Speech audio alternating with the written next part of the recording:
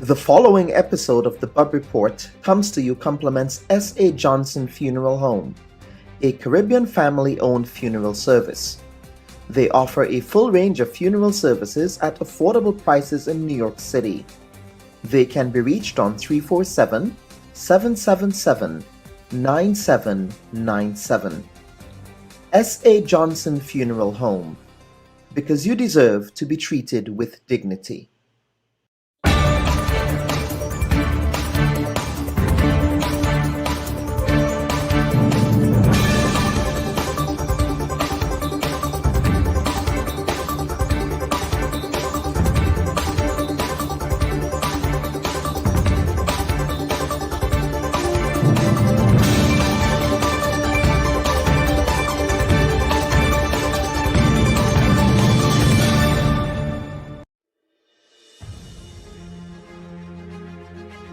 When you see you have a lion sleeping, go wake him up.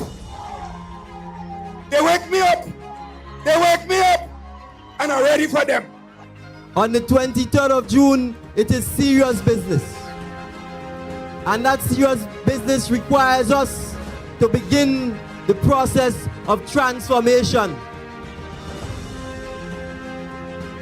They're asking you to buy a cat in a bag. I want to at least see the cat head.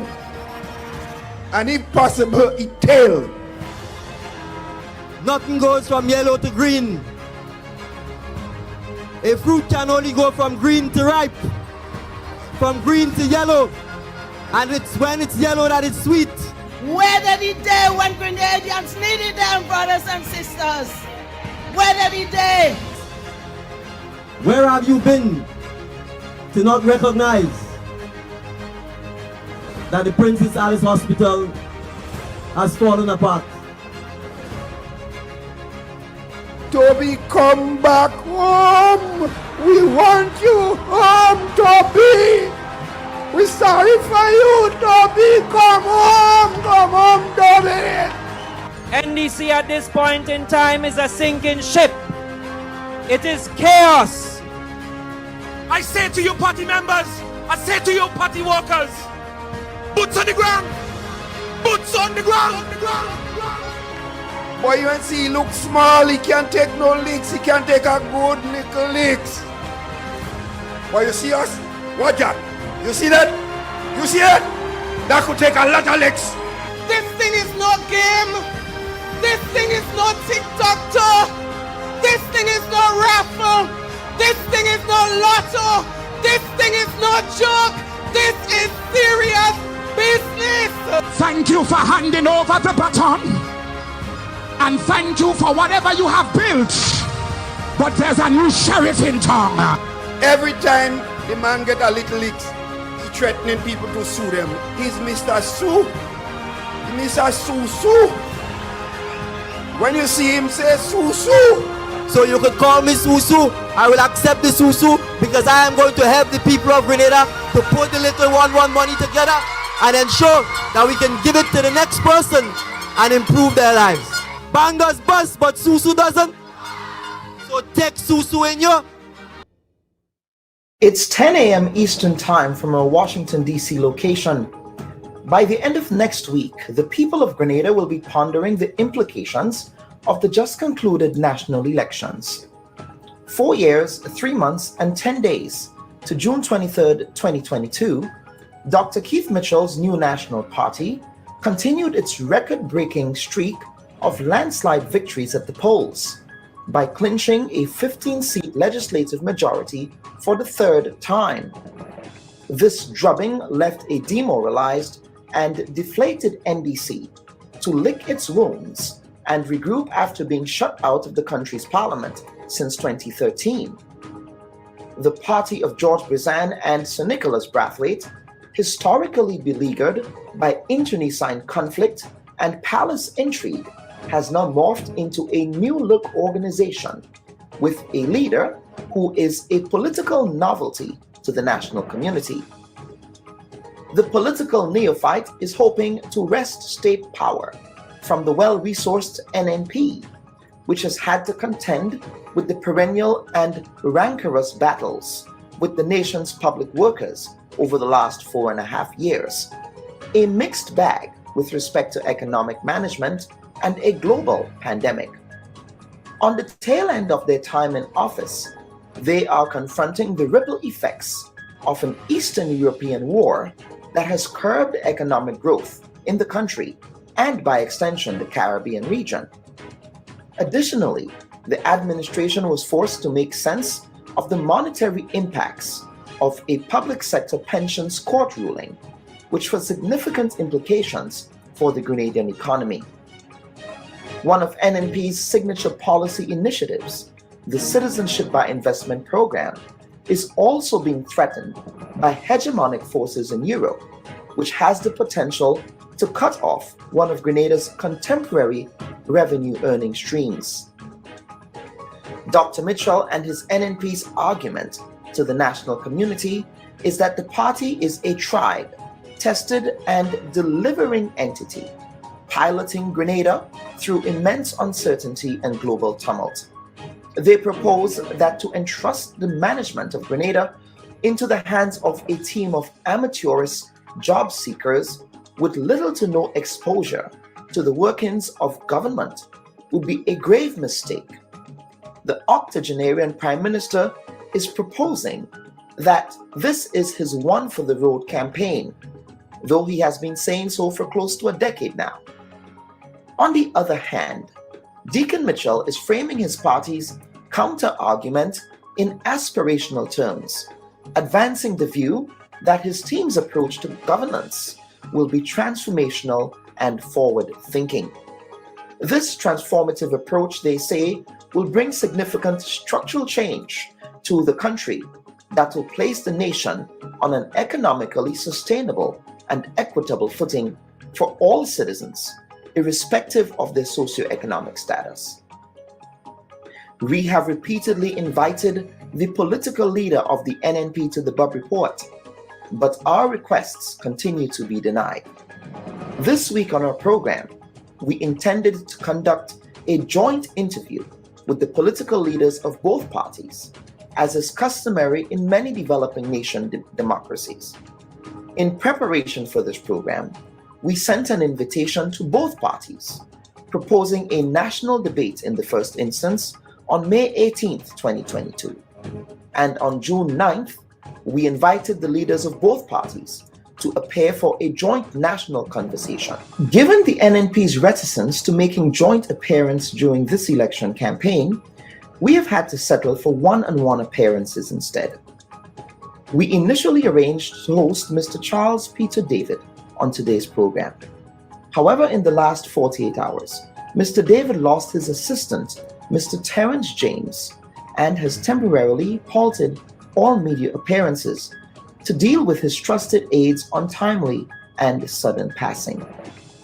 In place of Mr. David, we attempted to invite NNP's public relations officer, Mrs. Emmalin Pierre, as an alternate, but she cited scheduling conflicts. My team on the ground in Grenada and myself wishes to assure the national community that we have been making dauntless attempts to have the NNP leader represented in this our final pre-election program, even if that meant settling for other party representatives like Mr. David and Mrs. Pierre. But before we segue into our pre-election sit-down with the political leader of the National Democratic Congress, we pause to remember the 3 young victims of the June 19, 1980 bombing at the old Queen's Park Pavilion in St. George. The bombing occurred as the People's Revolutionary Government and the Grenadian public celebrated revolutionary heroes Tubal Urias Buzz Butler and Alistair Strawn. I personally pay tribute to my media colleague Jackie Bailey, who survived the tragic incident with a severe limb injury and who also lost her sister Bernadette on that day. In the place of Mr. David, we reached out to Mrs. Emilyn Pierre, who is NNP's public relations officer, who agreed to sit with us on the last minute. We do thank her for being flexible. And now we present our conversation with Mrs. Emmalin Pierre and Mr. Dickon Mitchell.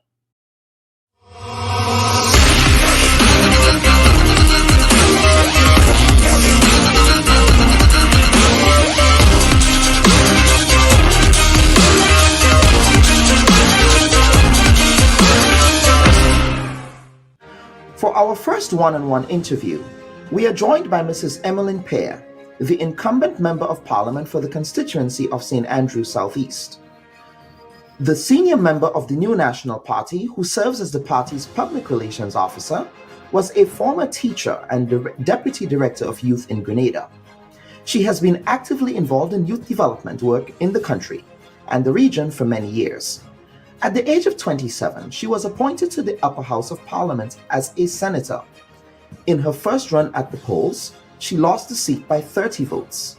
She then went on to win the seat in 2013 and 2018 respectively, making her the first candidate in that constituency to win the seat on 2 consecutive occasions since 1976. Mrs. Pierre served as Grenada's Minister of Youth and Education in this current term of the NNP. We welcome the Public Relations Officer of the New National Party to the Bubb Report. Minister Pierre, welcome to the program. Welcome to you as well. It's an opportunity to have the opportunity to engage you. I want to thank you for me. Absolutely, Mrs. Pierre. So we want to begin, we want to disaggregate our conversation into 3 themes. The first will be an assessment of your party's stewardship of the nation's business over the last 4.5 years, the issues animating the campaign, and finally, your party's closing argument to the national community. But we do want to begin on a personal note, Mrs. Pierre, and we did ask Mr. Mitchell this question, and the question is, how has this campaign been for your family? How are they coping with having to share you with the national community? I think the fact that I've been doing this for about 18 years now, meaning the period that I spent before getting into frontline politics, the period in politics in opposition, and then back again 2 terms in government, I think by now my family is used to this. And so what I've been receiving is a lot of support from them. Mm-hmm. Okay, very well. Now, Mrs. Pierre, what about you? What have you learned about yourself during this campaign, this specific campaign, as you continue to engage in national life? So this campaign, I believe, was extremely unique. And I've been saying, one of the things that stood out during this campaign is the bond that you share with the constituents. And it was so very obvious during this period that one of the challenges I have is thinking, how do you maintain this after the election? They want all of you. And so one of the things that I have figured out quite obviously during this campaign is that you have to be prepared to give more and more and more as the time goes by. People are never satisfied with what they have of you. They want a little more. They want to get closer. They want to, understand you more, know you more. And what I experienced in this campaign, the love and the passion, for me, it's a lesson that you think you have been so close to people and they've had so much of you. They're not satisfied. They want even more. Mm-hmm. And, I really feel honored and humbled by this opportunity, and not just the opportunity to serve people, but the way that they have embraced me as a daughter, as a sister. I really, a mother. Sometimes when you hear the people who refer to you as mother, it's a little bit frightening because they're way older than you. But it has been an excellent experience, and I really dubbed this one a campaign of love. I can't describe it any other way, but a campaign of love. Now, Minister, how would you assess your party's campaign so far in general? Have you been able to reach the undecided voter? Now, in the last election, more than 20,000, close to 20,000 Grenadians did not vote. Now, were you able to reach some of those voters? What was the tenor and tone of your party's campaign? So during this period, of course, the party has been reaching out to everyone, the undecided, the persons who have not supported the party, and of course, our base, our people who have supported us consistently over the years. And of course, the messaging is different across the board. And I believe one of the things that has stood out in this campaign with regards to those persons who may fall into the category of undecided or persons who traditionally may have supported another party, I think it really boiled down in many cases to what is best for you, what is best for Grenada. So I have spoken to businessmen, for example, who are known supporters of the NDC, and they say to you, I'm not an NNP. I don't care very much about NNP, but I'm going to vote for NNP because I think it's best for my business. I think it's best for my family and for Grenada. Even yesterday, I was speaking to a major business person in Grenada, not known to be an NNP supporter. And he said to me he was speaking to his workers and reminding them of what happened in 2008 and the fact that his business literally crashed after 2008. And so for him, this is not about green. This is not about Dickon Mitchell, Emmalin Pierre, and all the others. This is about the survival of my business. And I think for many undecided people, it will boil down to who is best, which hands are safer. And I believe the message has been clear during this campaign that NNP is indeed safer hands. Okay. Now, Mrs. Pierre, your party gave a commitment in the last election that oil and gas would be a mainstay of the Grenadian economy. I do remember that announcement, Pearls, owing to the discovery of oil and gas natural deposits at one of the offshore blocks. Since then, the administration has not been able to deliver on this particular promise. You can understand, therefore, why the pie in the sky argument that your party is advancing against your opponents may ring hollow, as might have been construed as the oil and gas promise, as might have also been construed as a pie in the sky promise as well. Your thoughts? I'll say no comparison. So let's look at one of the things that is referred to as a pie in the sky. The offer or the promise that you're going to make every person in the public service permanent. That's impossible. Impossible because even if you were to do this, the economy would crash thereafter. It would be impossible to sustain this economically, right? So you're talking about promises that are either impossible or promises that you cannot see how this is going to work, right? And it's not going to be best for Grenada. So let's match that against the issue of oil and gas. The fact is that we actually got to the stage of drilling for oil. We actually got to the stage of signing of contracts. We actually got to the stage that deposits were identified. And there was that potential identified for oil and gas in Grenada. But guess what? The reality is what is happening globally that has affected this process in terms of moving towards getting to that place where we can safely say, yes, we are reaping the benefits of oil and gas. The price of oil, the price of gas throughout the world declined so much that this was not something that you could have pursued. So it is not something where the government is drilling. It is not something where the government is searching. It is something where you attract investors, they spend their money, and millions of dollars were already spent. No investor would spend if they don't see the potential.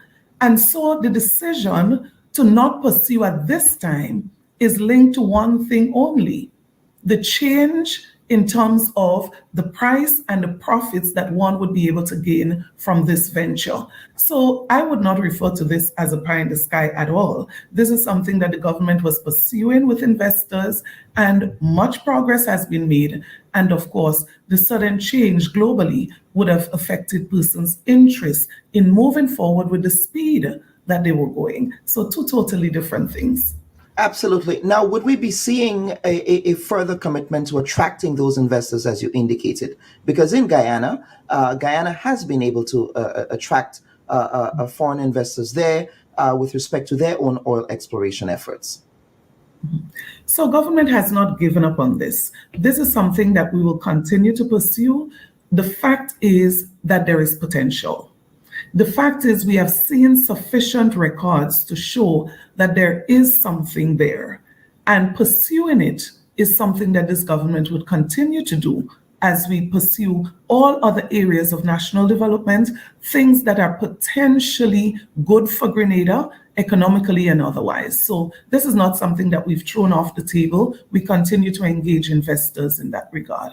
Okay. Now, Minister Pierre, in your last party's manifesto from 2018, the party said, quote, "You will continue to build the economy so that the standard of living is improved to the level where every family is decently housed with adequate access to health care," unquote. However, over the last 4 years, the World Bank, in tandem with the Central Statistical Office in Grenada, recorded Grenada's poverty rate with respect to multi-dimensional poverty index at a staggering 34.3%, one of the highest in the OECS. Did your administration, Minister, fail in its commitment to improving the standard of living of the nation's most vulnerable? So I'll answer this first, Kellon, by saying, as of 2020, in the United States, one of the richest in the world, poverty was quoted as 11.4%, right? In Grenada, 2008 to 2009, thereabout, that rate was quoted as 37.7%. We were able to bring that down 2018, 2019 to about 25%. And we continue to work. The fight against poverty is an international fight. Every country in the world, including the great USA, is fighting against poverty. And so the many strides that we have made, the obstacles that we've met in the way, we have not given up. And so for us, it is about reducing that rate, but also providing a cushion so that those who are affected would not feel the full effect of this. And so if you look at what this government has been doing, expanding its safety net programs. So even if you quote a figure that probably is not a figure that we would love to or be happy about where our poverty rate is at, what has government done? Responded by protecting the vulnerable to the furthest possible extent. So when you look at the programs, for example, the SEED program, when you look at the number of persons who have been supported as it relates to skills training, making people more employable, building their capacity so that they can create employment or find employment.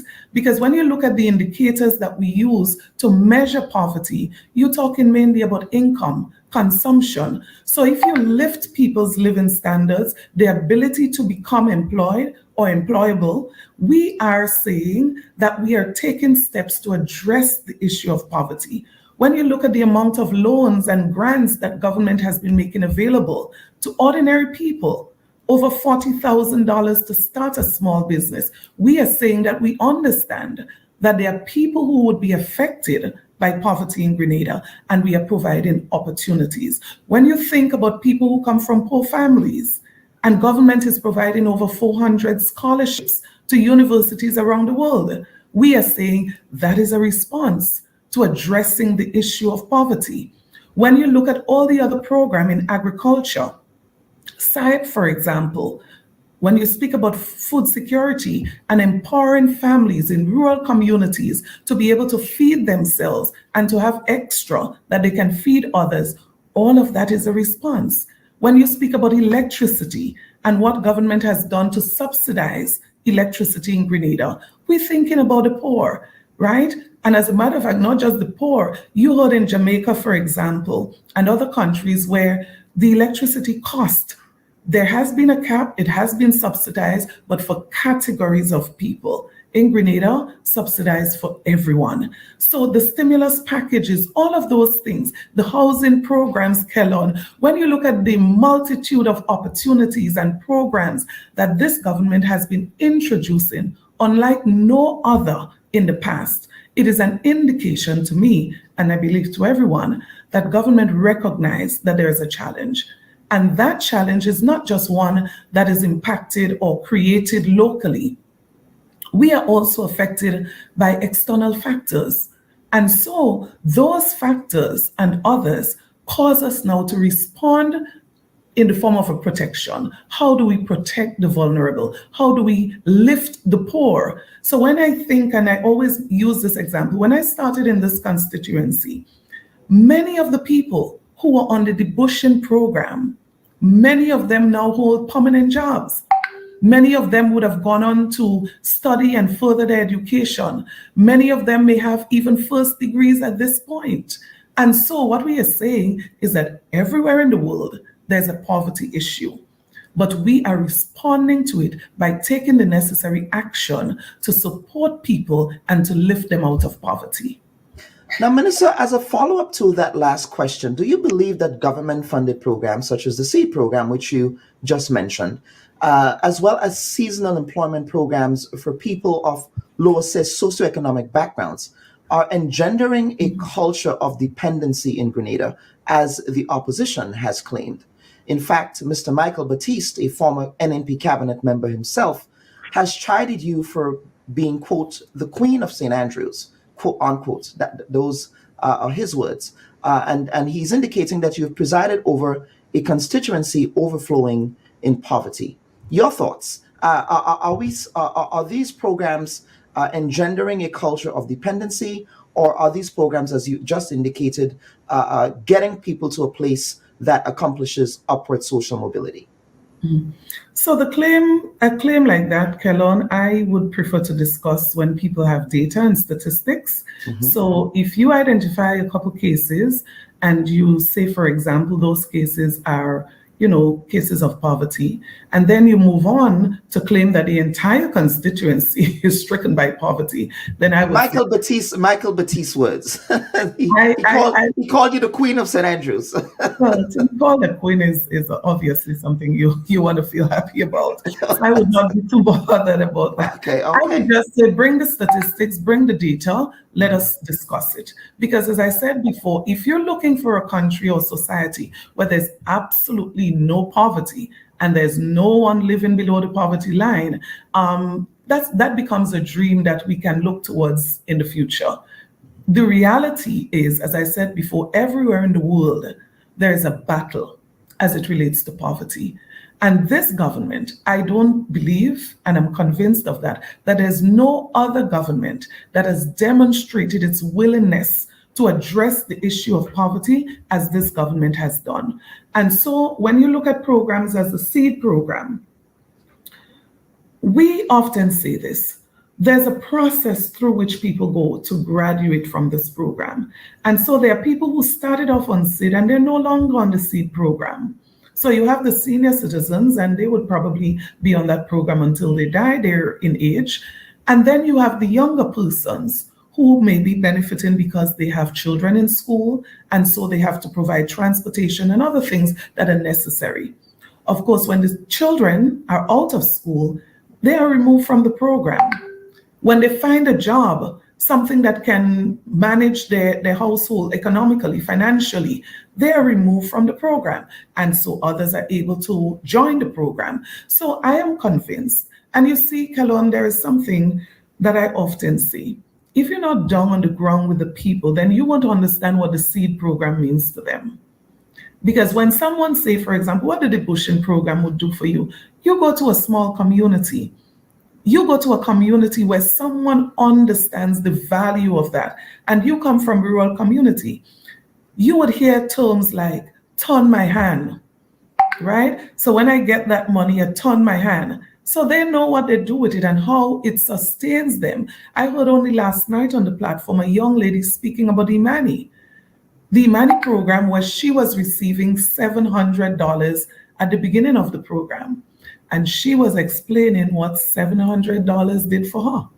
It was very touching, very touching. And so when we speak about people in that context, we have to bring ourselves out of our situation, put ourselves in theirs, and assess what those programs mean for them. And it's not intended that they stay in those programs forever.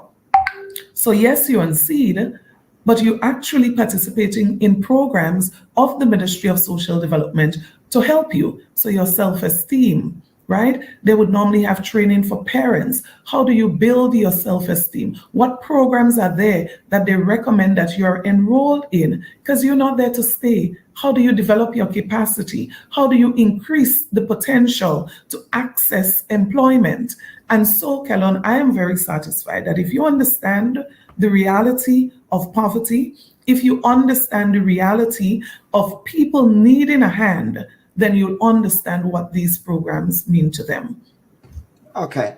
Now, your opponent, the National Democratic Congress, has chided your party's record with respect to healthcare delivery as inadequate at best, since they posit that the healthcare infrastructure in Grenada does not meet the needs of the Grenadian population, and that some Grenadians see the General Hospital as a waiting room to the afterlife. Could your administration have done more for the healthcare sector, Minister? In almost everything in life, Kellon, you can find room for improvement and you can do more. If we don't challenge ourselves that way, then we never get to our goals. So regardless of how much you achieve and what you do, and that's how I speak to myself, you could do some more, you could do better, you could improve. And if we take that approach, and I think that is the approach that the NNP has been taking, we're never satisfied. We're always looking for what more we can do. So when government introduced the CT scanner to Grenada, top class, world class scanner, it is because we recognize, in spite of all of the services that we provide, we can do more.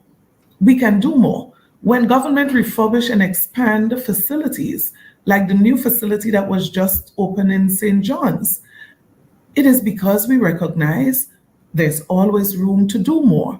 And the state-of-the-art facility that is there in a rural parish tells me that this government is very conscious that there's always room to do more. But you know, when I listen to people, Kellon, I think they forget what the hospital used to be years ago. A wooden floor building, and I actually access it myself. And people who access it during those times would tell you the rats running, the cockroaches running, the state of healthcare. Sometimes we measure things only for the last 4 years. But if we go back in history, you would see infrastructurally and in terms of service that we provide, this government has gone leaps and bounds to improve the healthcare sector. There are many issues to be addressed still, many issues. There is room for improvement and a lot more to be done. The quality of service. But you go around and you listen to the people who have had an excellent experience at the facility, and we speak in the General Hospital, they don't speak. So you only generally hear of the people who had a bad experience. So I'm saying it is not all bad. There's been significant improvement in terms of health in Grenada and a lot more that we are committed to do. You look at but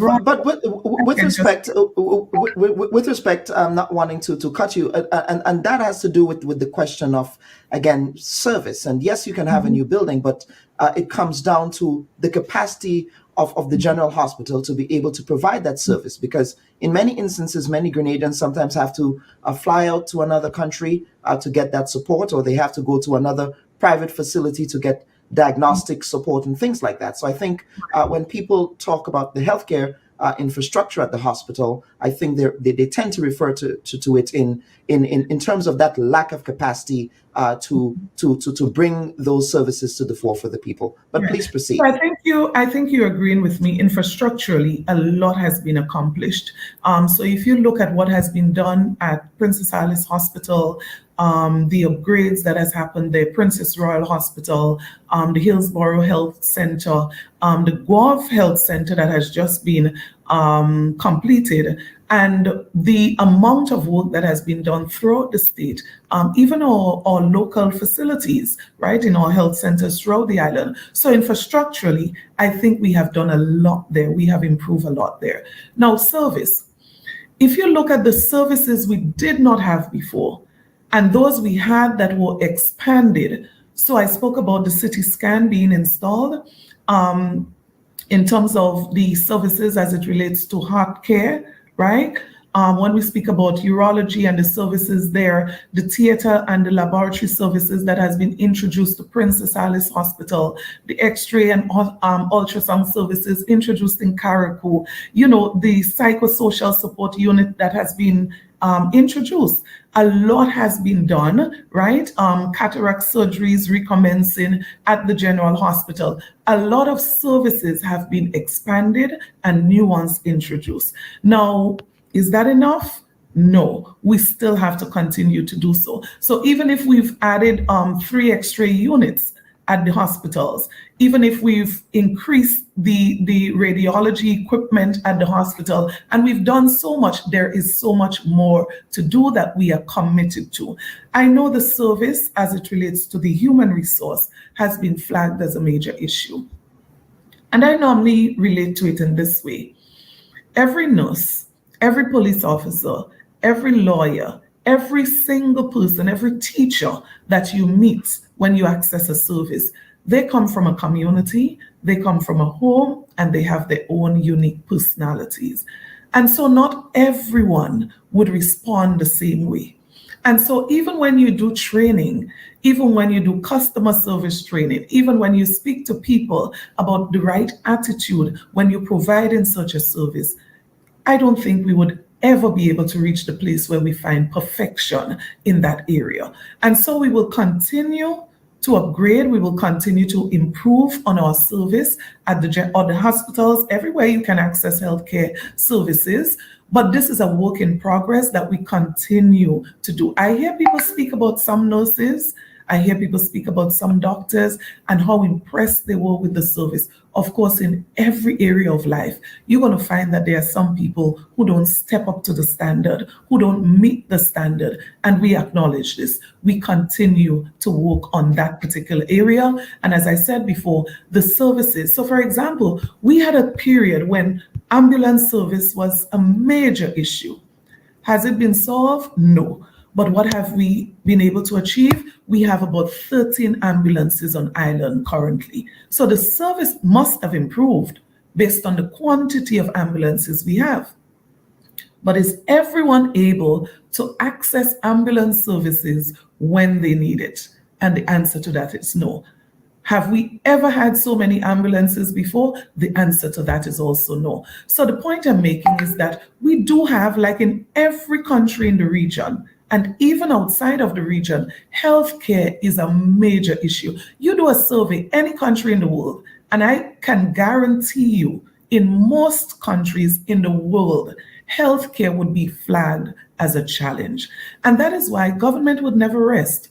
That is why we've started the conversation of NHI. That is why we've been moving to say that people should be able to access services locally as far as is possible. And when it is not possible to access it, you must be able to find support to access it externally. Because the reality is, we may just never be able to provide every service locally, but we must have the system in place that if you need it, and you need that service desperately, you should be able to find the support through some program to access it externally. So, Kellen, I would not say that we have an A+ on healthcare, but what I would say is that we've made significant strides in this area, and we are committed to continuing that process. At least you're honest about saying that there is not an A+ on healthcare. So that's a good approach there. Now let's move on quickly, because I'm in respecting your time, to labor relations and the employment landscape in Grenada. Now, public sector unions have suggested that your party and government wants to hollow out the security of tenure of future public sector employees by way of your contract labor approaches. In fact, your opponent, Mr. Mitchell of the NDC, seems to agree with the union's position. Does your party subscribe to the view, Minister, that temporary workers must be regularized? Do you believe, as Mr. Dickon Mitchell does, that all of the workers in the service who are on contract must be regularized so as to reduce that culture, as they call it, of fear in the service? Your thoughts, your party's approaches to this? So I want to use Mr. Dickon Mitchell as a reference here. He has never worked in the public service in any position that allows him to understand the public service, understand the nitty-gritty of what it entails, and to understand what is possible and what is not possible. So that would not be my reference point at all, right? Somebody who has never had the experience, never been there, don't know how it operates. And I'll give you my own personal experience. But it would be the union's reference point, though. The union has also articulated that view. Your friends, you're very good friends in the union. Well, I have extremely good friends in the union. But just like a politician, the union have constituents. And so they have to lobby, they have to ask for the most that they can get for their constituents, even if it's not realistic. I mean, that's what I would do if I was a union leader. I would ask for every possible thing that would benefit my workers. Is it realistic? Does it make sense? Is it best for Grenada? Those are questions that maybe as the union leader, I would not want to answer. That's for the politician to answer. That's for the people who hold the purse to answer, right? So I would not reference the union leaders there, nor Dickon Mitchell. So I want to deal more with reality. Now, this government, I believe it's clear to every Grenadian. And that is why people who don't support NNP, who are public servants, are voting for NNP. Why?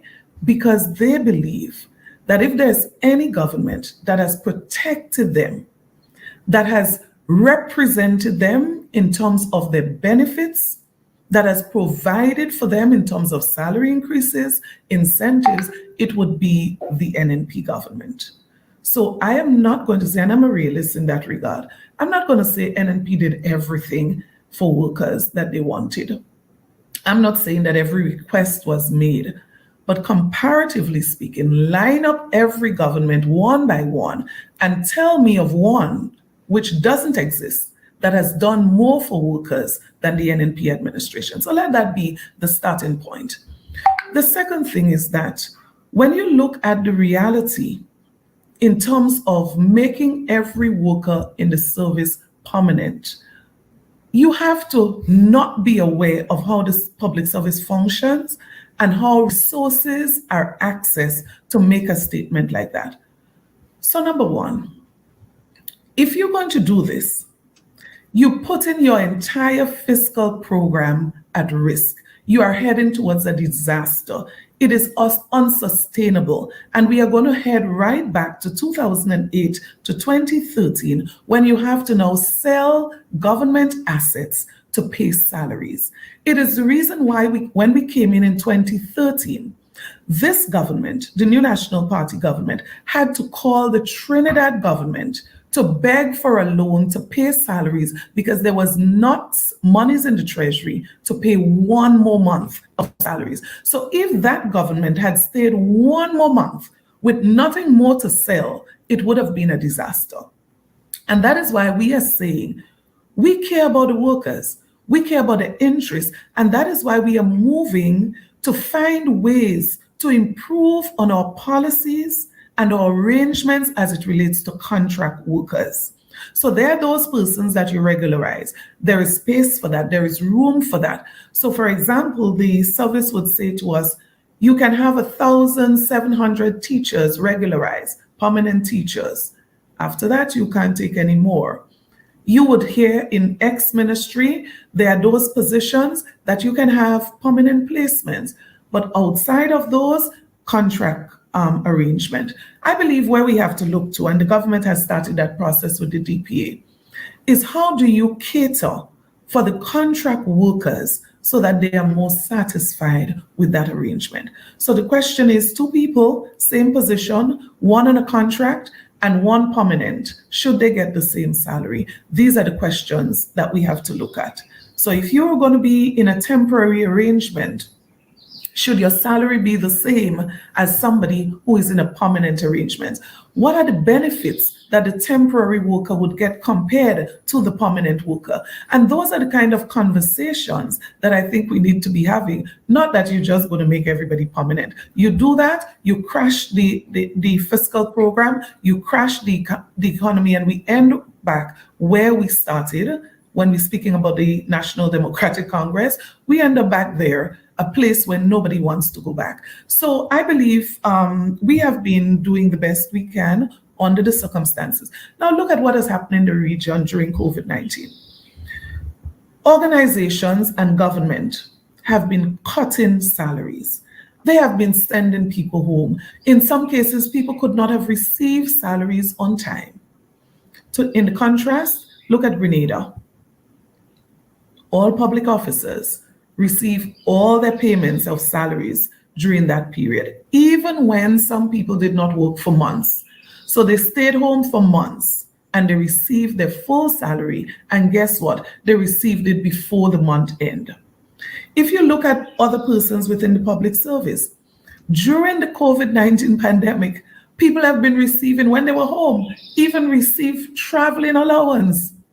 So you look at the long list of, if you look at education, for example, hardship allowance, disruptive allowance, transfer allowance, incentive allowance, inducement allowance, responsibility allowance, acting allowance, seniority allowance, all of those allowances continued to be paid. But not only that, the public officers, government continued to pay 50% towards their insurance. And so government never abdicated its responsibility to workers during that period. If you look at the case of teachers, for example, there's an arrangement for 50% concession to officers within the teaching fraternity, officers within the education sector, even teachers in the system more than 15 years. Persons receive 50% concession that I know of personally during the crisis. And so I am saying to us, government paid full sabbatical leave. Teachers who worked a certain amount of time and needed a break, needed a rest, they take 3 months off during the pandemic. Government paid them their full salaries for during those 3 months.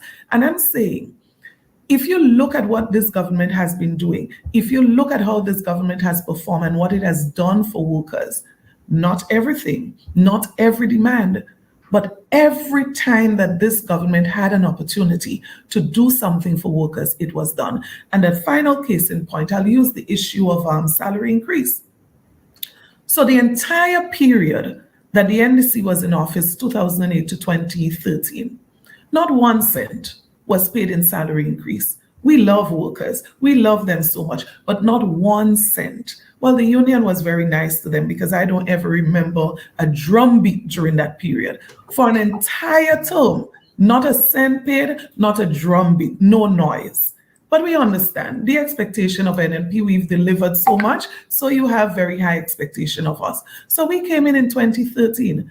Guess what? We paid a one-off payment to workers. And from 2013, 14, 15, 16, 17, 18, 19, 20, we paid salary increases. Tell me except there was a protracted a wage negotiation dispute that eventually broke down. I mean, we famously remember the 4% protests, which was my next question, really. But the 4% protest was a major contention during the last 4.5 years as well. And it is what it is. It was what it was. But quite honestly, I would say this was not called for. In the middle of a crisis, you look at the track record, 2013, immediately that we came into office, we honored the commitment to the workers. And every year thereafter, consistently, right? Now, we came to 1 year when there was a crisis and government said, look, we are very concerned where this is going, how it's looking. We are concerned we're not in a position to pay this right now. The 1 year, the single year that government was not able to do this. And government said, the state that we are in right now, what is demanded of us as a result of this crisis? As old people would say, bear with us. Give us a little more time. And I feel, quite honestly, in all good conscience, that the union could have been a little easier with the government on this, knowing that we have met our commitments in the past and knowing that we had a pandemic that was facing us, which was one of the major challenges. But, you know, I thank God we have gotten past this. The payments were made and we continue to move forward. But this would have been impossible, Kellon, had it not been for fiscal management, good fiscal management, had it not been for the way that this government has managed the economy, we would have never been able to do these things. And I'm bringing us back again, as I said, to 2008, where we had to be selling assets. So doctors' quarters were sold, NIS properties, right? And so I'm saying to us this morning, Kelon, sometimes we don't speak in a vacuum. We have to analyze, we have to look back, we have to look at the data, we have to look at the statistics, not just mouth open and we just talk. We have to be realistic. And I'm not talking about you here, I'm speaking about those persons who make certain claims as it relates to those issues that we are discussing now. Absolutely. Now, with respect to pensions and gratuity, and we have 3 more issues, and then we would close this, respecting your time. With respect to pensions and gratuity, it would appear as if your opponents, like yourself, the administration, the NNP, are also giving a commitment to pay pensions that are constitutionally due to public servants. How is your strategy for payments to public servants different from what the NDC has proposed? A lot of what NDC is talking about compared to what we're talking about, I believe the major difference is that of who is realistic, who is honest, right? The NNP has always been realistic, has always been honest on the subject of pension. And I think sometimes we miss the critical and the fundamental point as it relates to pension. And that fundamental point is that the NNP did not create the situation that we're in.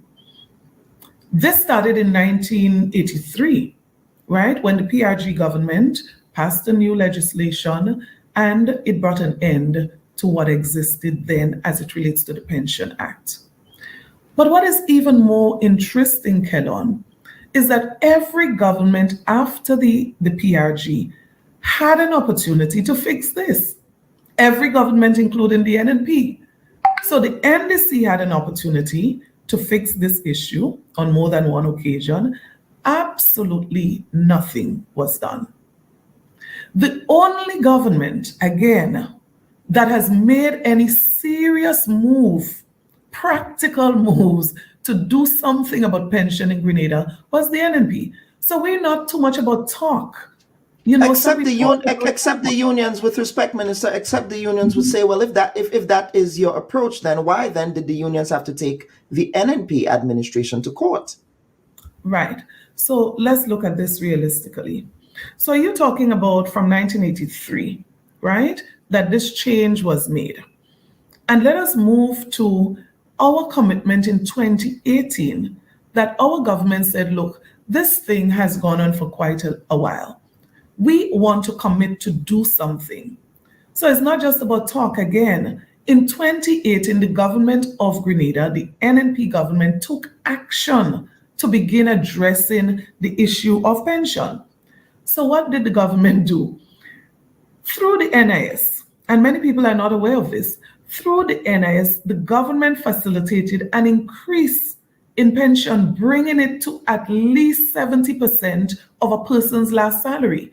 So if you ask me, this was a clear demonstration that the government knew and the government believed that it needed to do something, the only government that has done anything. But what did the government say then? And that is why I said we have to be realistic and honest in this issue. The government said then, we are moving to do this. We are going to top up your pension. We are bringing it up to 70%. And we await the judgment of the court. So we're not doing anything further until this court matter is settled. And what did the Prime Minister say? We are prepared to respect the ruling of the court, whatever it is, right? So the court ruled, and the government said, of course, we have taken a position. We are not going to appeal, even if legal minds, reputable legal minds said to the government, you have a good case, you can appeal this. The government said, you know what? In the interest of workers and for the workers only, we are not going to appeal this case. So that was the position of the NNP government. But after we've said that, it is not about going to the Treasury and just beginning to pay pensions. This has to be a process for any normal thinking person, This has to be a process. So you first must establish, what do you owe? You must establish, who do you owe? And I'll guarantee you right now, Kellon, the records from 1983 to now, I could guarantee you it is not absolutely clear. Meaning, I am sure that government does not have all the records. And so it means that successive governments, all those that were there before, there needs to now be an opportunity for people to come forward, make their claims, justify their claims, and the government now verify those claims. So this thing is not a snap of the finger. And sometimes when you don't understand what you're talking about, you can tend to say all kinds of crazy things that does not make a lot of sense. So you first have to understand what you're talking about. Now, the second thing you have to understand about this pension thing is that it's going to cost us going forward about $120 million annually to meet the commitment that we've made. And government is saying, no problem.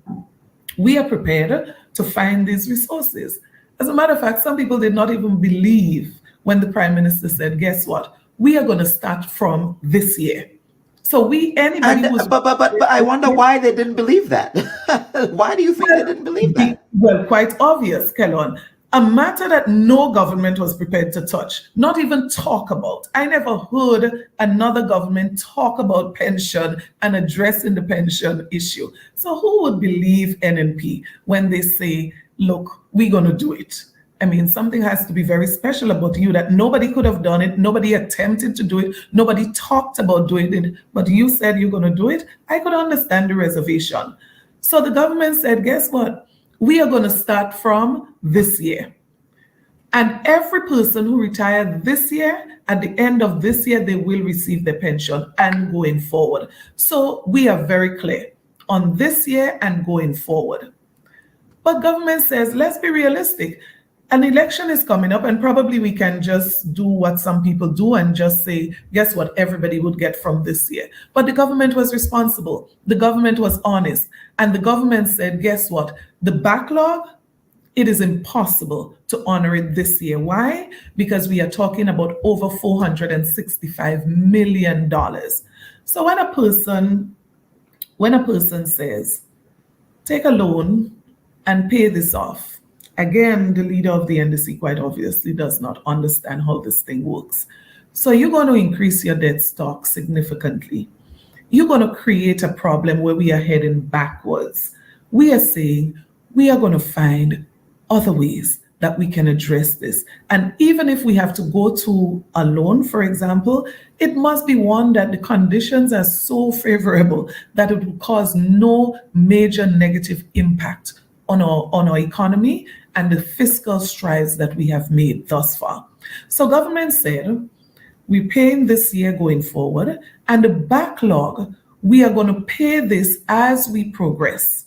And we are going to pay this as the fiscal space allows and as the data and the information is available. So I would imagine if you're talking 1985, maybe that record is not available in the DPA.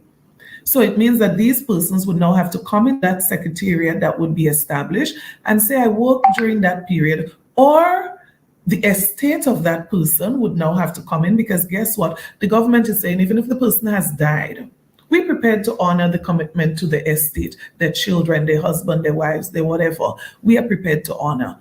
And so, Kellon, I think when you look at the issue of pension, this government deserves a medal. I mean, I'm not saying this biasly.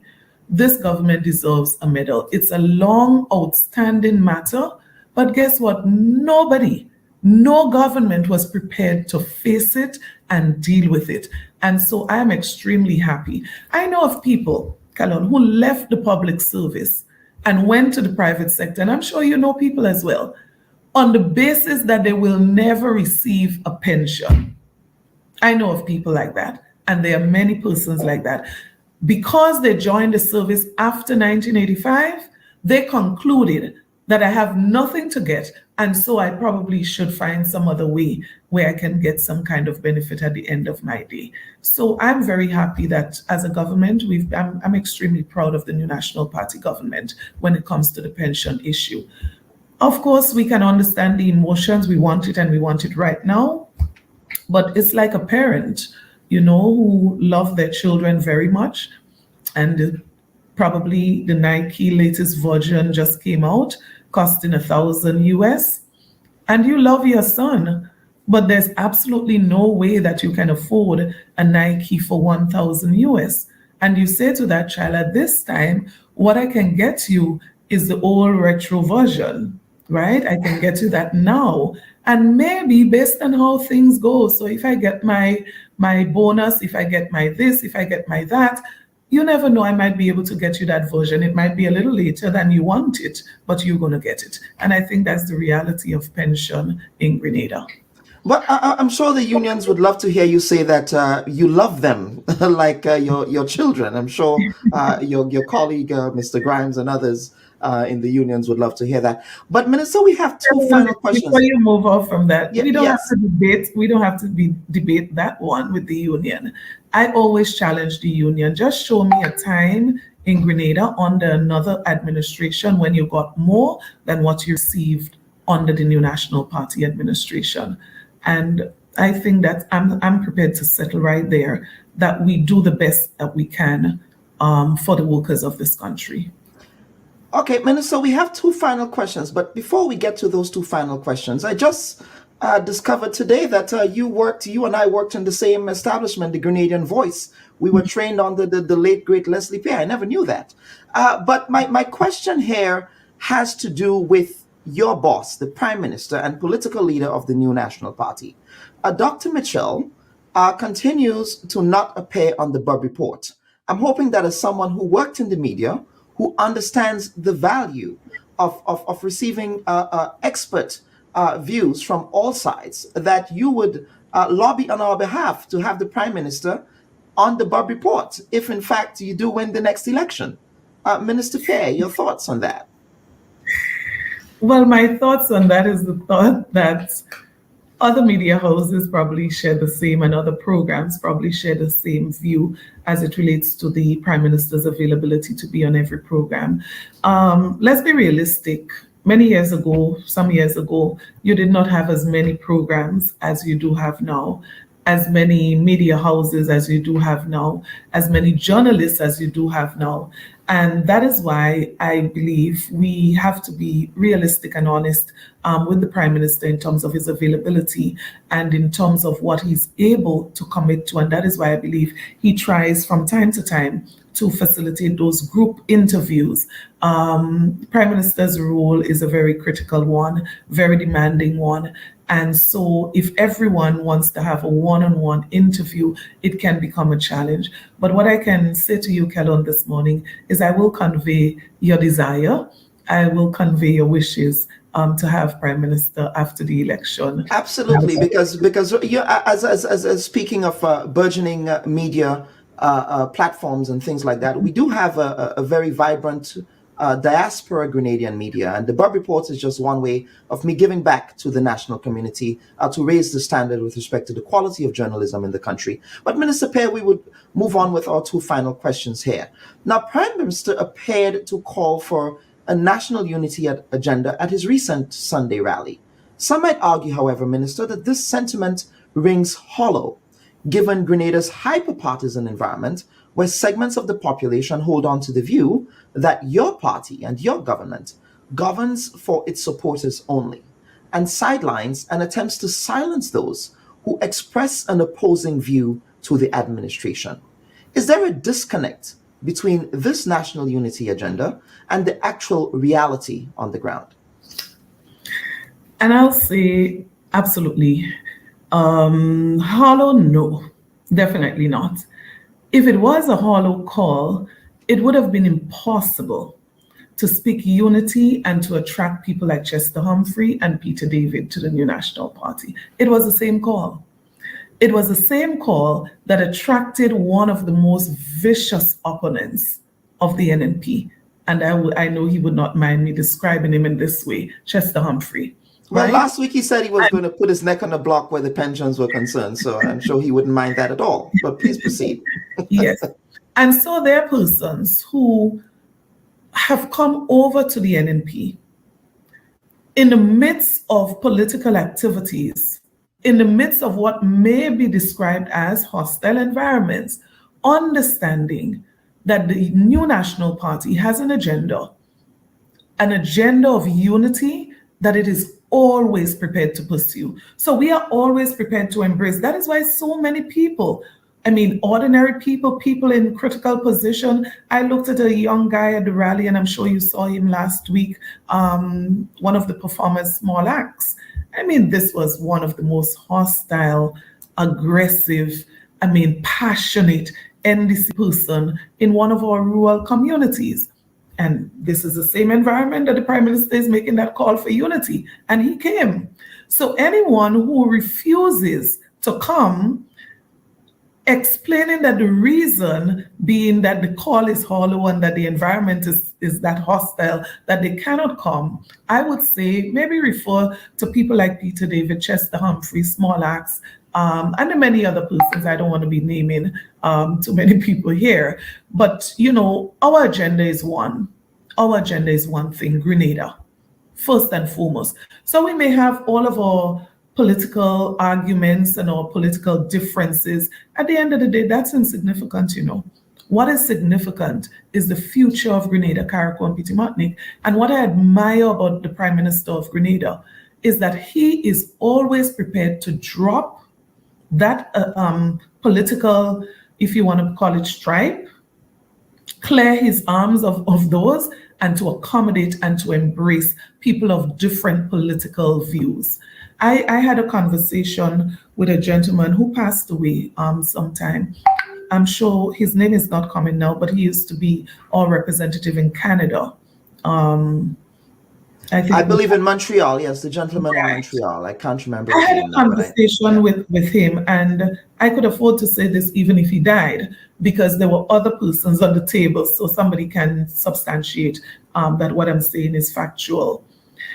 And on a table with other people present, this guy explained that he was really shocked when he had an opportunity to sit one-on-one with the Prime Minister then.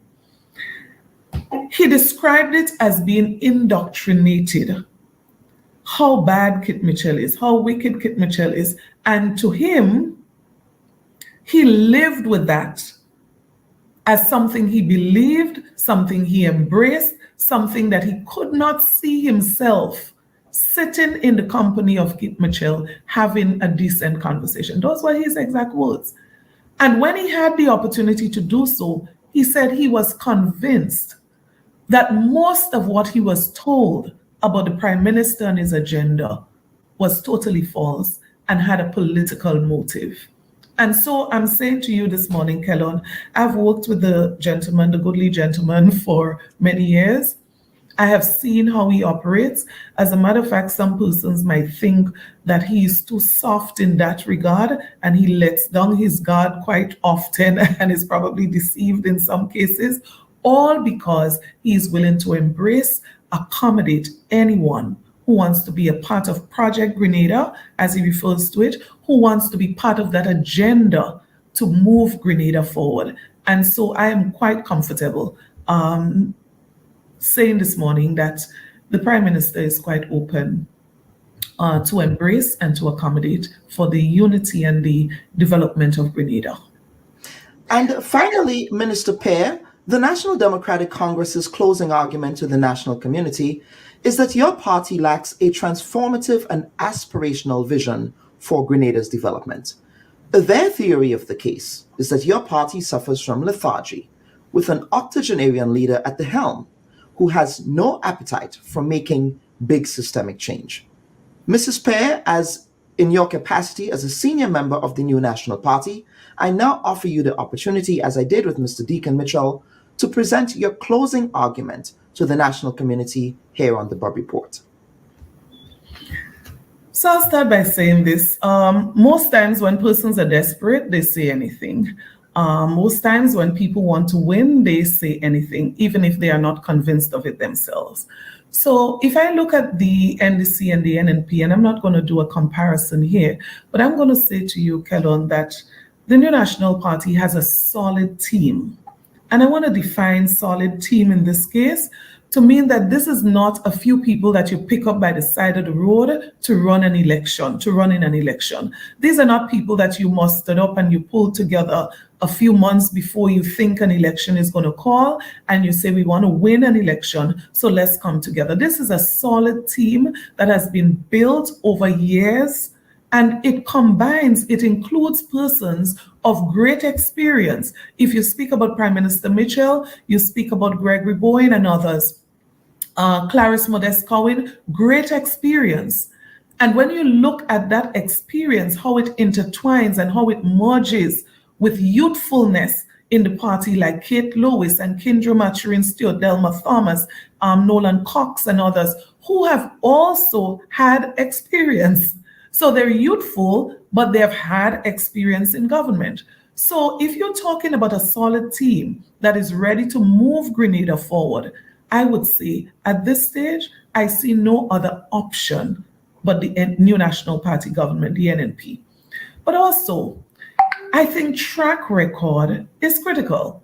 The NDC has been changing leaders every Monday morning, very unstable, changing candidate every Tuesday evening, never sure of what its team would look like. And of course, I mean, these are not signs that you're ready to run a country. These are not signs that you're ready for governance, right?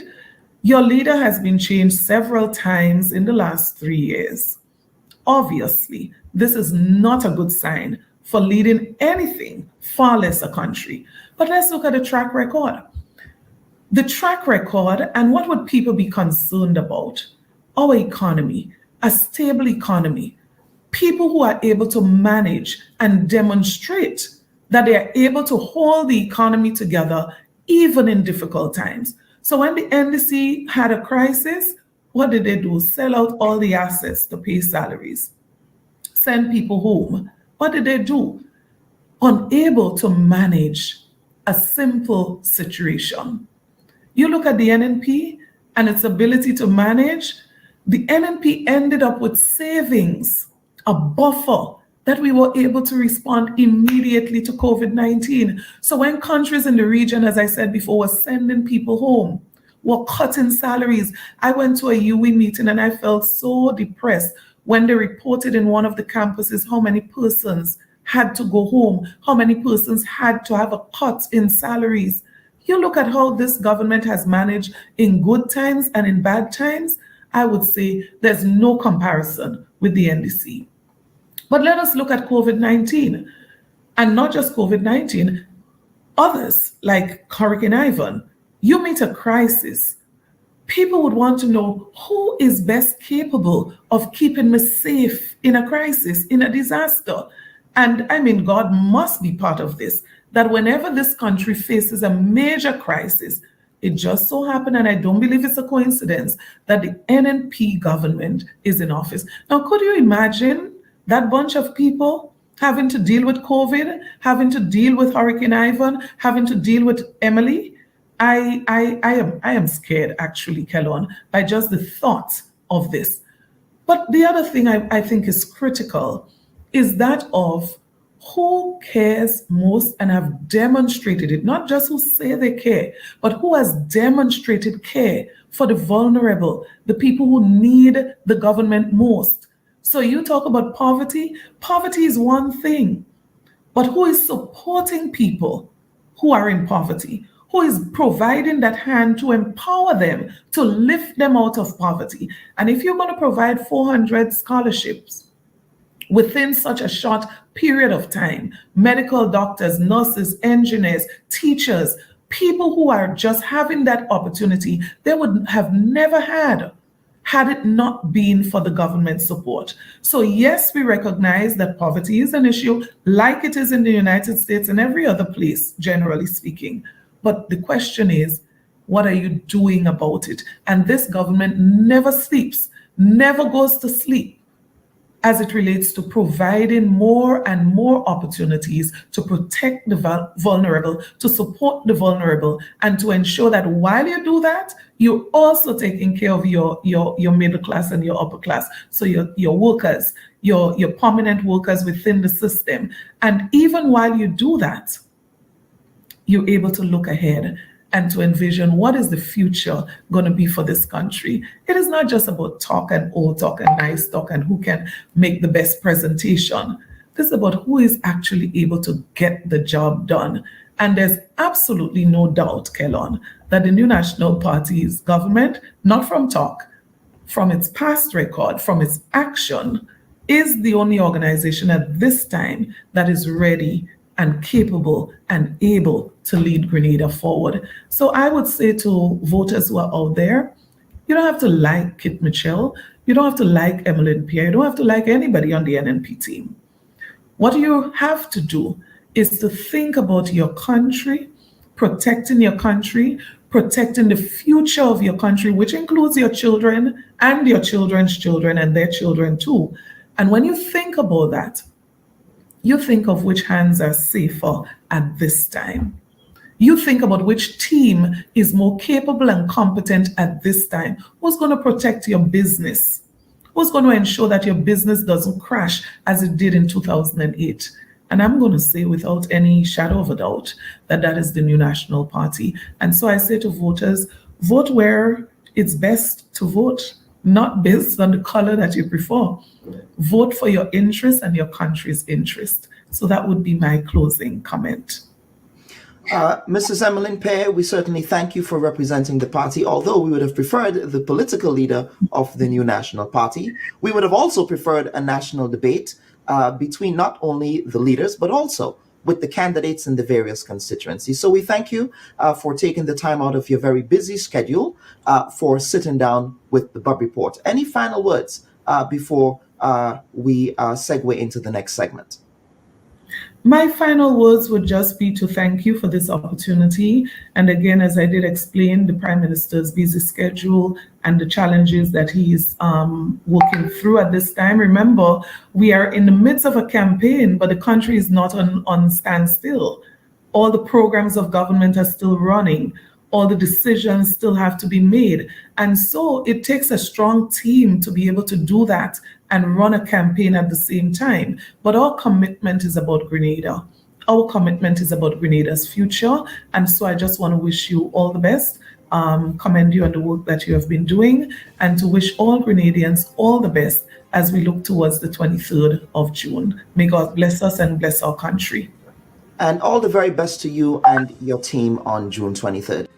That was our conversation with Mrs. Emmalin Pierre, the Public Relations Officer of the New National Party. The closing argument continues after this break with our conversation with Mr. Dickon Mitchell, the political leader of the National Democratic Congress.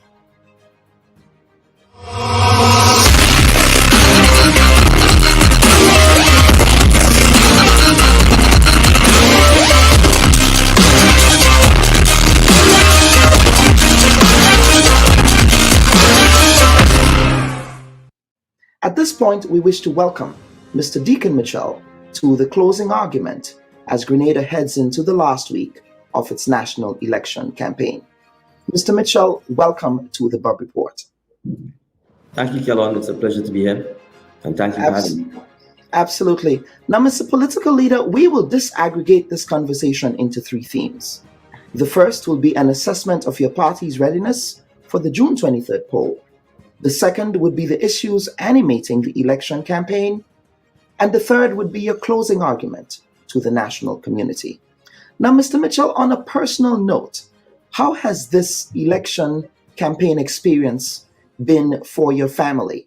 I was looking at footage from nomination day, and I saw a very enthusiastic grandmother, Dickon, if you will. But how has this process been for your family?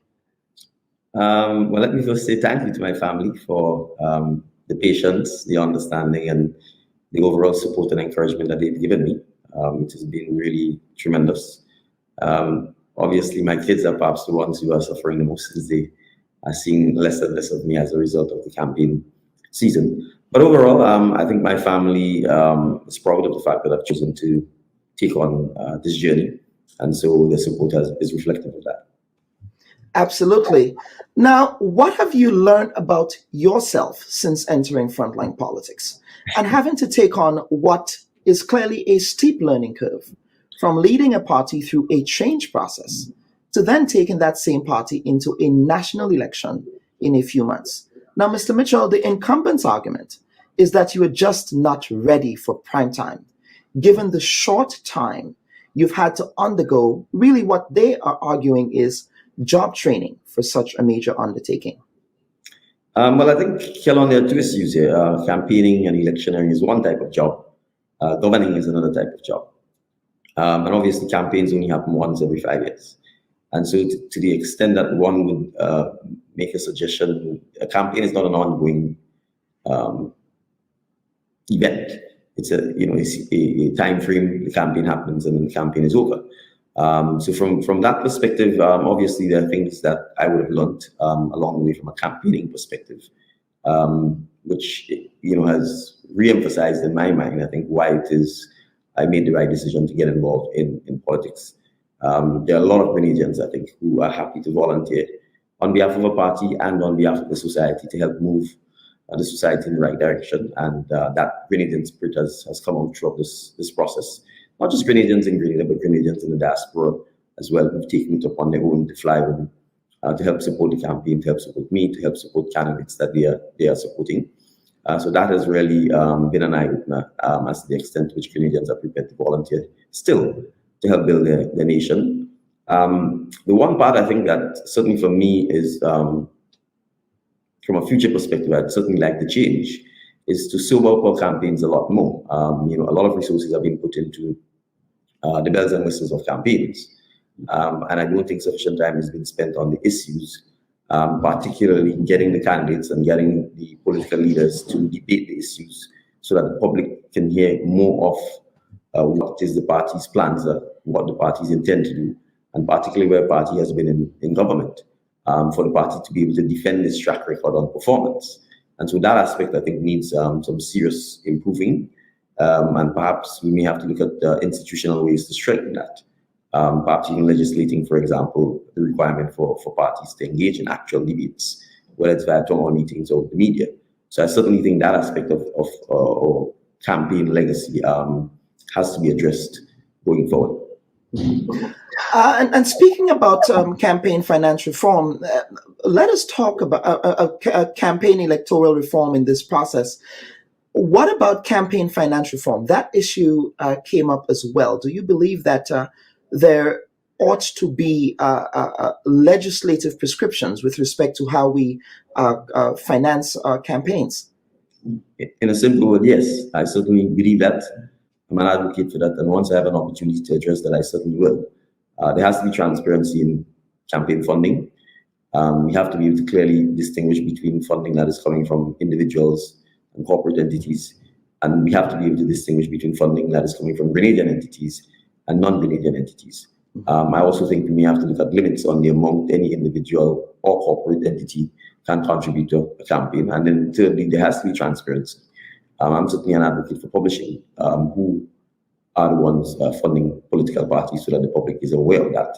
Because crucially, as I've said repeatedly, we should democratize the funding of our political parties because we want to ensure that our political parties are democratic and are not held hostage by one or two individuals or corporate entities simply because they're the piper calling the tune because they're paying for it. So I certainly think it will all go well for our democracy if we did have a campaign finance reform laws on our books. Well, you said something there, and that has to do with being held hostage by those who fund campaigns. The incumbent released an attack ad in which they have indicated that you are being funded by external partners who are beneficiaries of Grenada's CBI program. Is there any truth to the claims raised by your opponents in that respect? It's absolutely false. It's deplorable, frankly, and it's desperate. There's absolutely no truth to that. As I've said repeatedly, our funding is essentially grassroots funding. I've since styled it as SUSU funding because we've asked Grenadians throughout the length and breadth of Grenada and the diaspora to assist the party in funding. And that is where our funding is coming from. Absolutely. Now, Mr. Mitchell, let's talk about party unity. It is a question I raised in your last appearance on the Bubb Report. Now, questions continue to be raised with respect to how you became the leader of the party in the first place. For example, Ali Dowden, a former executive member of the NDC, suggested in his last appearance on the Bubb Report that your path to the leadership was a pre-arranged deal in which you said, Mr. Mitchell, that you would only be interested in the leadership of the party and nothing more, terms of which was set in a plan optimism. Further, some in the St. David branch were apparently not happy with the approach you took to set yourself up as the caretaker candidate in the constituency, sidelining the deputy political leader. What have these critics gotten wrong, Mr. Mitchell, with respect to your approach to party leadership? Well, they've got everything wrong, and the comments are essentially false and baseless. In the case of Mr. Dowden, as far as I'm aware, Mr. Dowden was not even a member of the National Democratic Congress when I joined that party.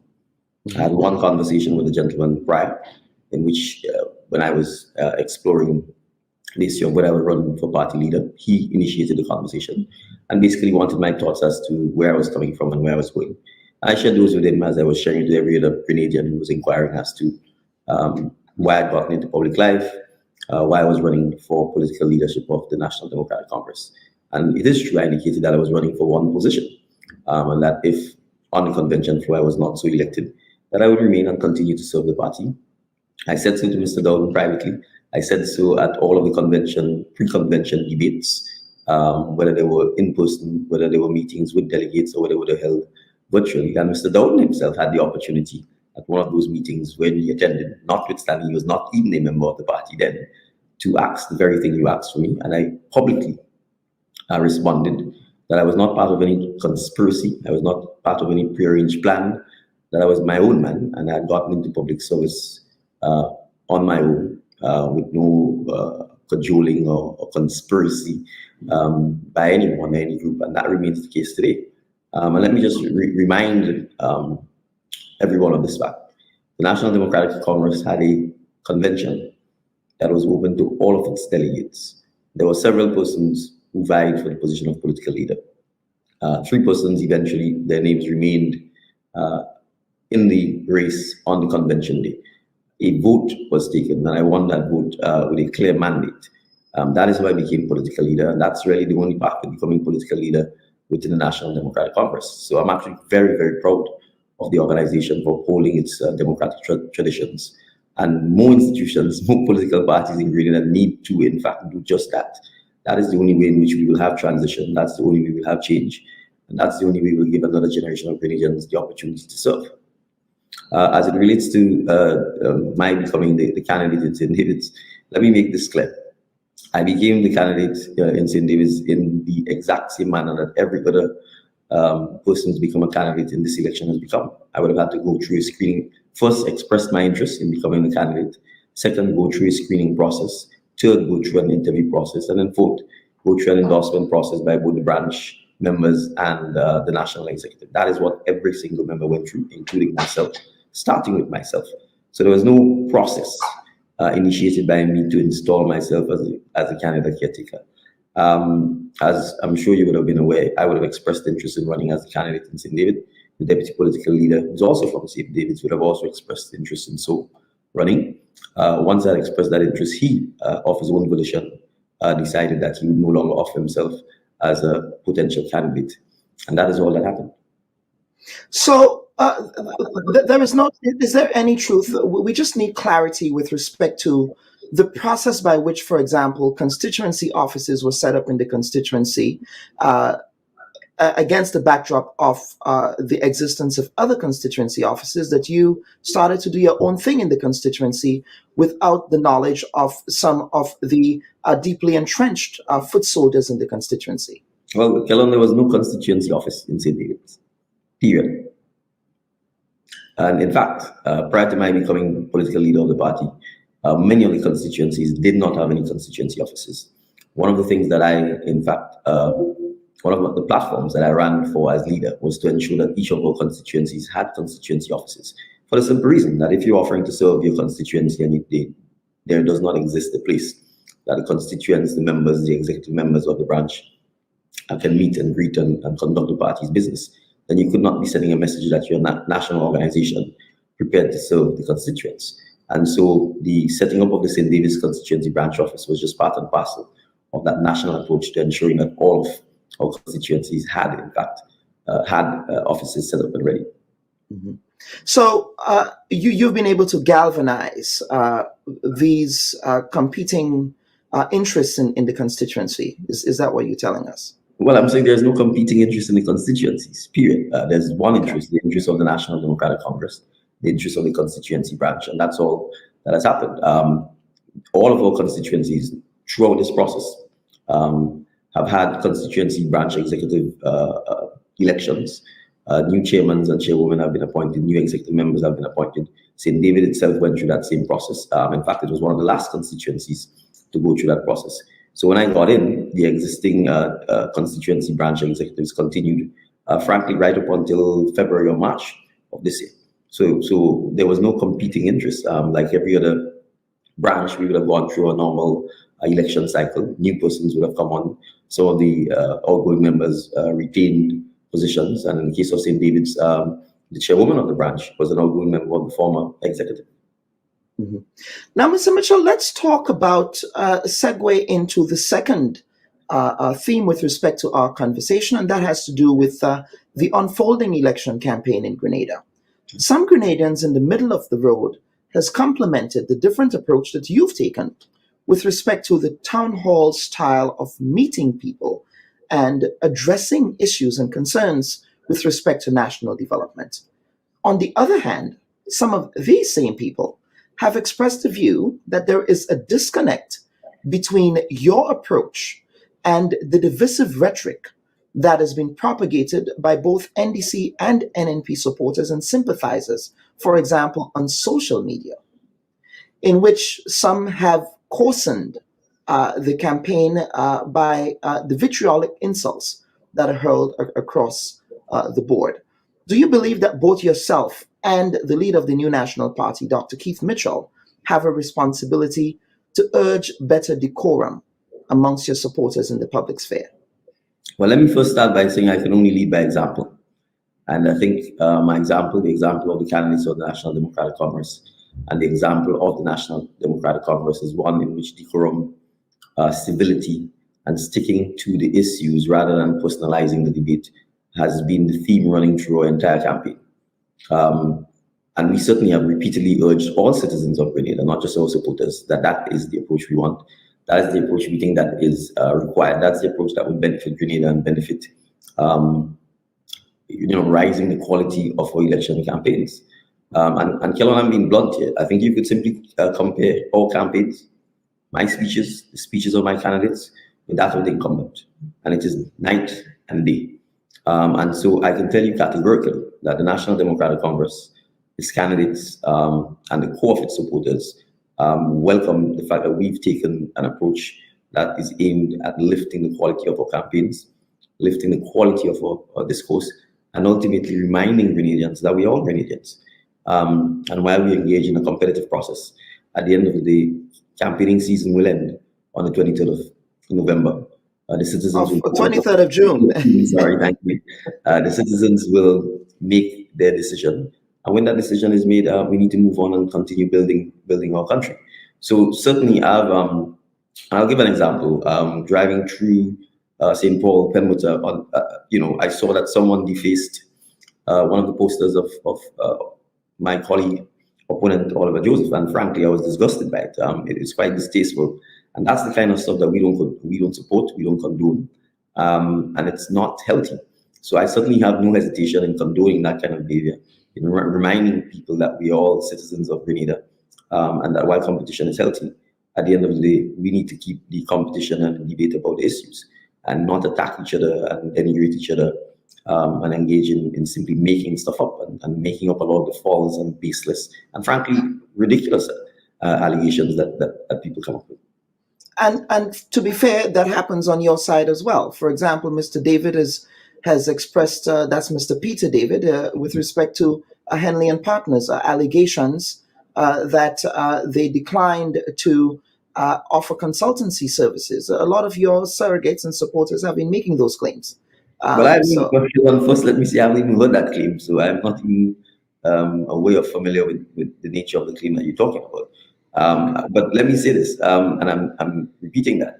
As I said, if you look at what I've said, if you look at what my candidates have said, And if you look at any official person, card-bearing member of NDC, we have not said any of those things.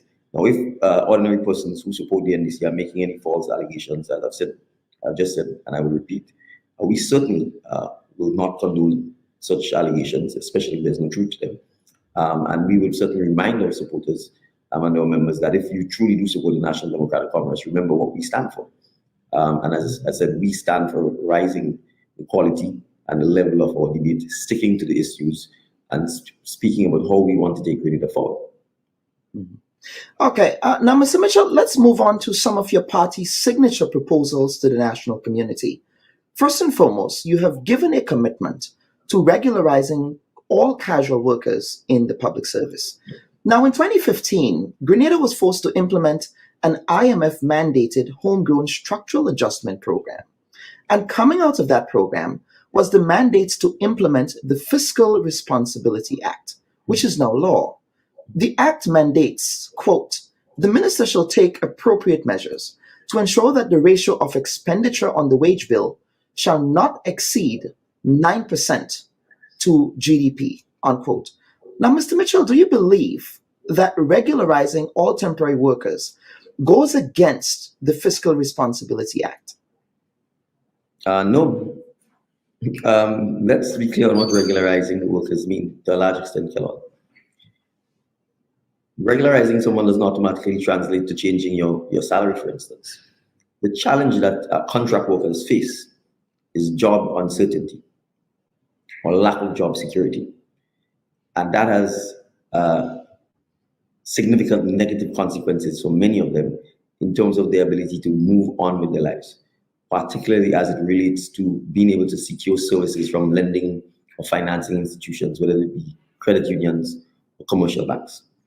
For the simple reason that when they go to these institutions with an attempt to get even perhaps what is a consumer loan, they are denied the consumer loan simply because you do not have any job certainty or job security.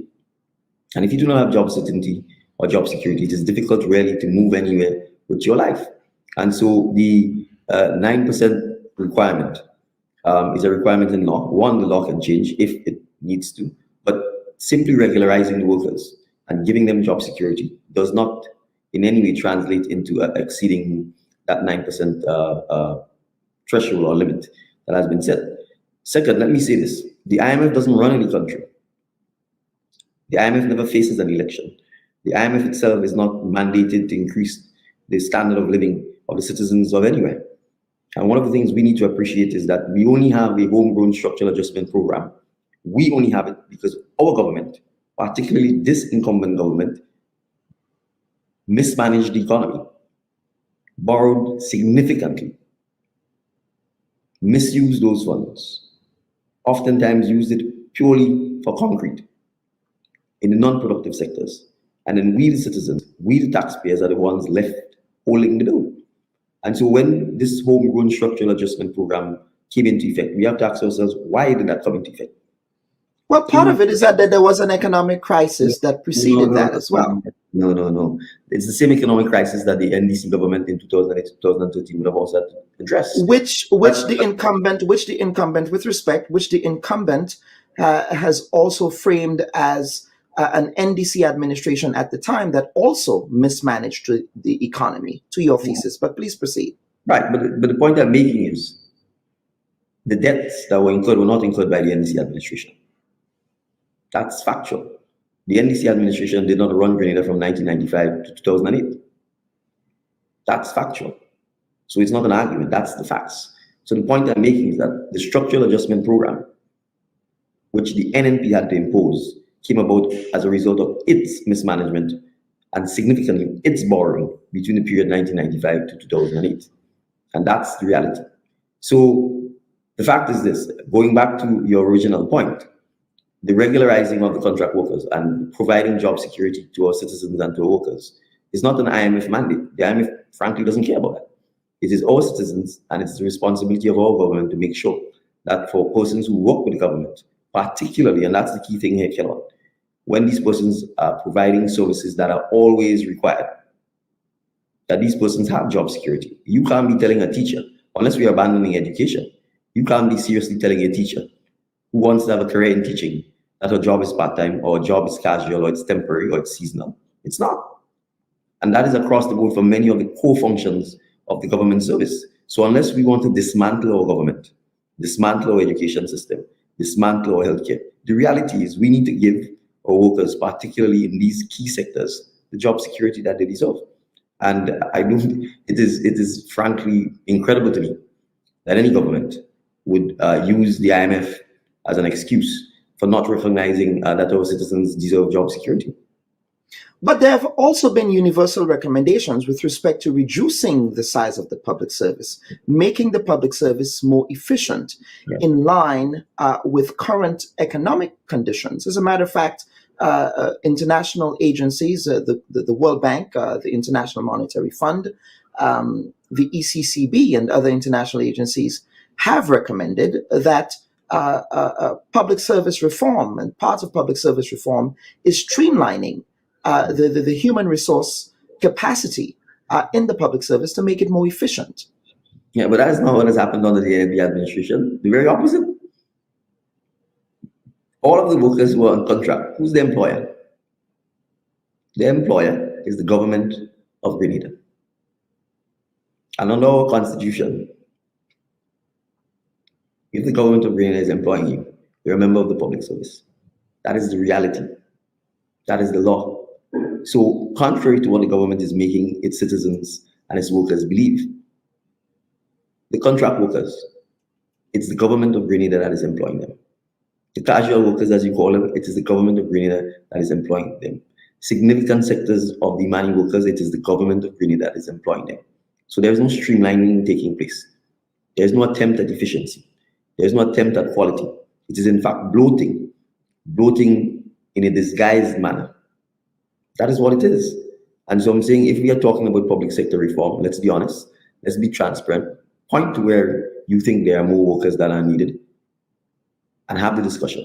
But that is not what is taking place. And to a large extent, Kilon, what this has led to is that the quality of the services that we expect from the government and which is necessary to efficiently run a country is not being obtained, because you have a situation where the government itself is not paying attention to what truly are its human resource capacity and to ensuring that it gets the skill set that is required to make the government efficient, to make the government productive.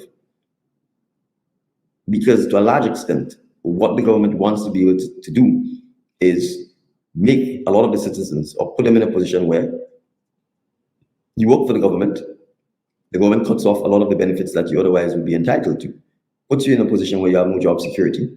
And so oftentimes you're afraid to criticize the government. Oftentimes you're afraid to just stand up for what is right, for fear that you lose your job. And if you walk the length and breadth of Grenada, that is what is happening. There are things that are going on here, Kelon, that people don't want to speak about. The government, the incumbent, is using government employees that is placed on contract, for example, to engage in electoral work for it, and is threatening and intimidating them. If our journalists go on the ground and investigate throughout the length and breadth of Grenada, you will hear the citizens of Grenada who are on contract work. You hear the Imani workers, you hear those who are on the empowerment program telling you that the government and its lackeys are telling them, if you vote for the NDC, you will lose your job. That is voter intimidation. That is voter suppression. That is what is happening. And so this is a fight for our democracy. Our citizens are entitled to vote for whoever they want, without anyone suggesting to them that somebody else is going to fire you, or without anyone threatening them. And so I've made it clear that one of the distinguishing features between the National Democratic Congress and the incumbent is the fact that we have no intention, nor do we condone or support in any way, shape, or form this attempt at intimidating the voters of Grenada, at intimidating the workers of Grenada, by trying to deny them the right to vote for whomever they wish, on the basis that you lose your job, or we will not renew your contract, or we will not hire you. It is wrong. And that is what is happening here. So I want to make this point very strongly. That cannot be permitted to continue. We are a free society, we are a democratic society, and people should be allowed to exercise their God-given and constitutional right to vote into office and out of office, whomsoever they want. All right, Mr. Mitchell, with respect to pensions and gratuity, it would appear as if your opponents, like yourself, are also giving a commitment to pay pensions that are constitutionally due to public servants. How is your strategy for payments to public servants that you advanced following the ruling different from what the administration has now proposed? Well, first, I will take some issue with your premise that the incumbent is proposing to pay public servants. Well, that was their commitment on the campaign recently. So I'm only parroting what they proposed. Yeah, the incumbent is in power, Kelon. The incumbent is government. The ruling was made before elections were announced, and the pensions have not been paid. That is the fact. Not only have the pensions not been paid, what I heard was the setting up of an advisory body to advise the government, notwithstanding that there's a clear ruling by a court. But more fundamentally, the only reason we got to the point of the matter being in court is because the incumbent government took the decision that he would not pay and took the decision to oppose the payment. That is the reason you had a court case. The incumbent could have taken a position that we don't need to go to court. We accept that payment is due and that we would negotiate and pay. It has not done so. So its record clearly demonstrates, one, it did not pay. Two, it chose to go to court to retain expensive attorneys at the expense of the taxpayers to fight the very workers who pay the taxes. When the ruling came out, all indications coming out from the attorneys for the unions is that in court, an indication was given that the matter would be appealed. I'm satisfied. Except the incumbent has denied that. I'm saying the incumbent has denied it. I'm saying what the attorneys for the unions have said. And certainly, the fact that there had to be an entire lengthy press conference to assure the citizens that an appeal would not be filed, and while an appeal may not be filed, clearly there was some criticism of the judgment. Fifth, the payment has not been made. No attempt has been made. A pension secretariat desk has not been established or re-established, or resources have not been put into that.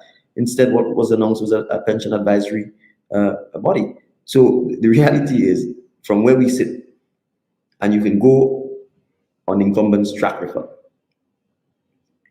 And let me make this other point. Last elections, the incumbent also indicated to public servants that the issue of the pension matters had been resolved. That is a fact. 5 years later, it has not been resolved. There was a court case, and the government lost. And we're going into an election cycle, and even under the pressure of an election cycle, it is clear that the pensions have not been paid. And no suggestion, no discussion about how the pensions will be paid has come forth from the incumbent. We are, on the other hand, have made it clear that we will pay. And we've said, for instance, that if it requires us to borrow the funds to pay, we will do so. And we've justified why it is borrowing the funds makes sense. One, it will be a significant stimulus package for the economy. Two, it will ensure that our retirees are not being plunged into poverty. Three, the government itself will benefit from the stimulus package because the money will be spent in Grenada. And we are satisfied with the system of taxation that we have, that a significant portion, at least 15% of that revenue, is going to be coming back to the government coffers in any event. So we are satisfied that we have demonstrated, one, our commitment to pay, and two, that we've had discussions as to how we intend to raise the financing to pay. So from that perspective, I think our respective positions on pensions, again, are day and night. Now, you said borrowing. Let us unpack that a bit. How do you intend, what international financial institutions do you intend to approach to borrow? And a part of this question has to do with just the methodology for pension payment. This is not a one-off payment. We're talking about a recurrent expenditure, on the consolidated fund of the state. So I'm trying to understand what that methodology would look like with respect to one, borrowing, and with respect to ensuring that this ongoing commitment can in fact be met given Grenada's current fiscal space. Right. Well, there are two issues. I said borrowing if necessary, right? Because obviously borrowing is the last resort. Second, there is in fact a potential one-off payment aspect to this. persons have not been paid their pensions between 1985 and now.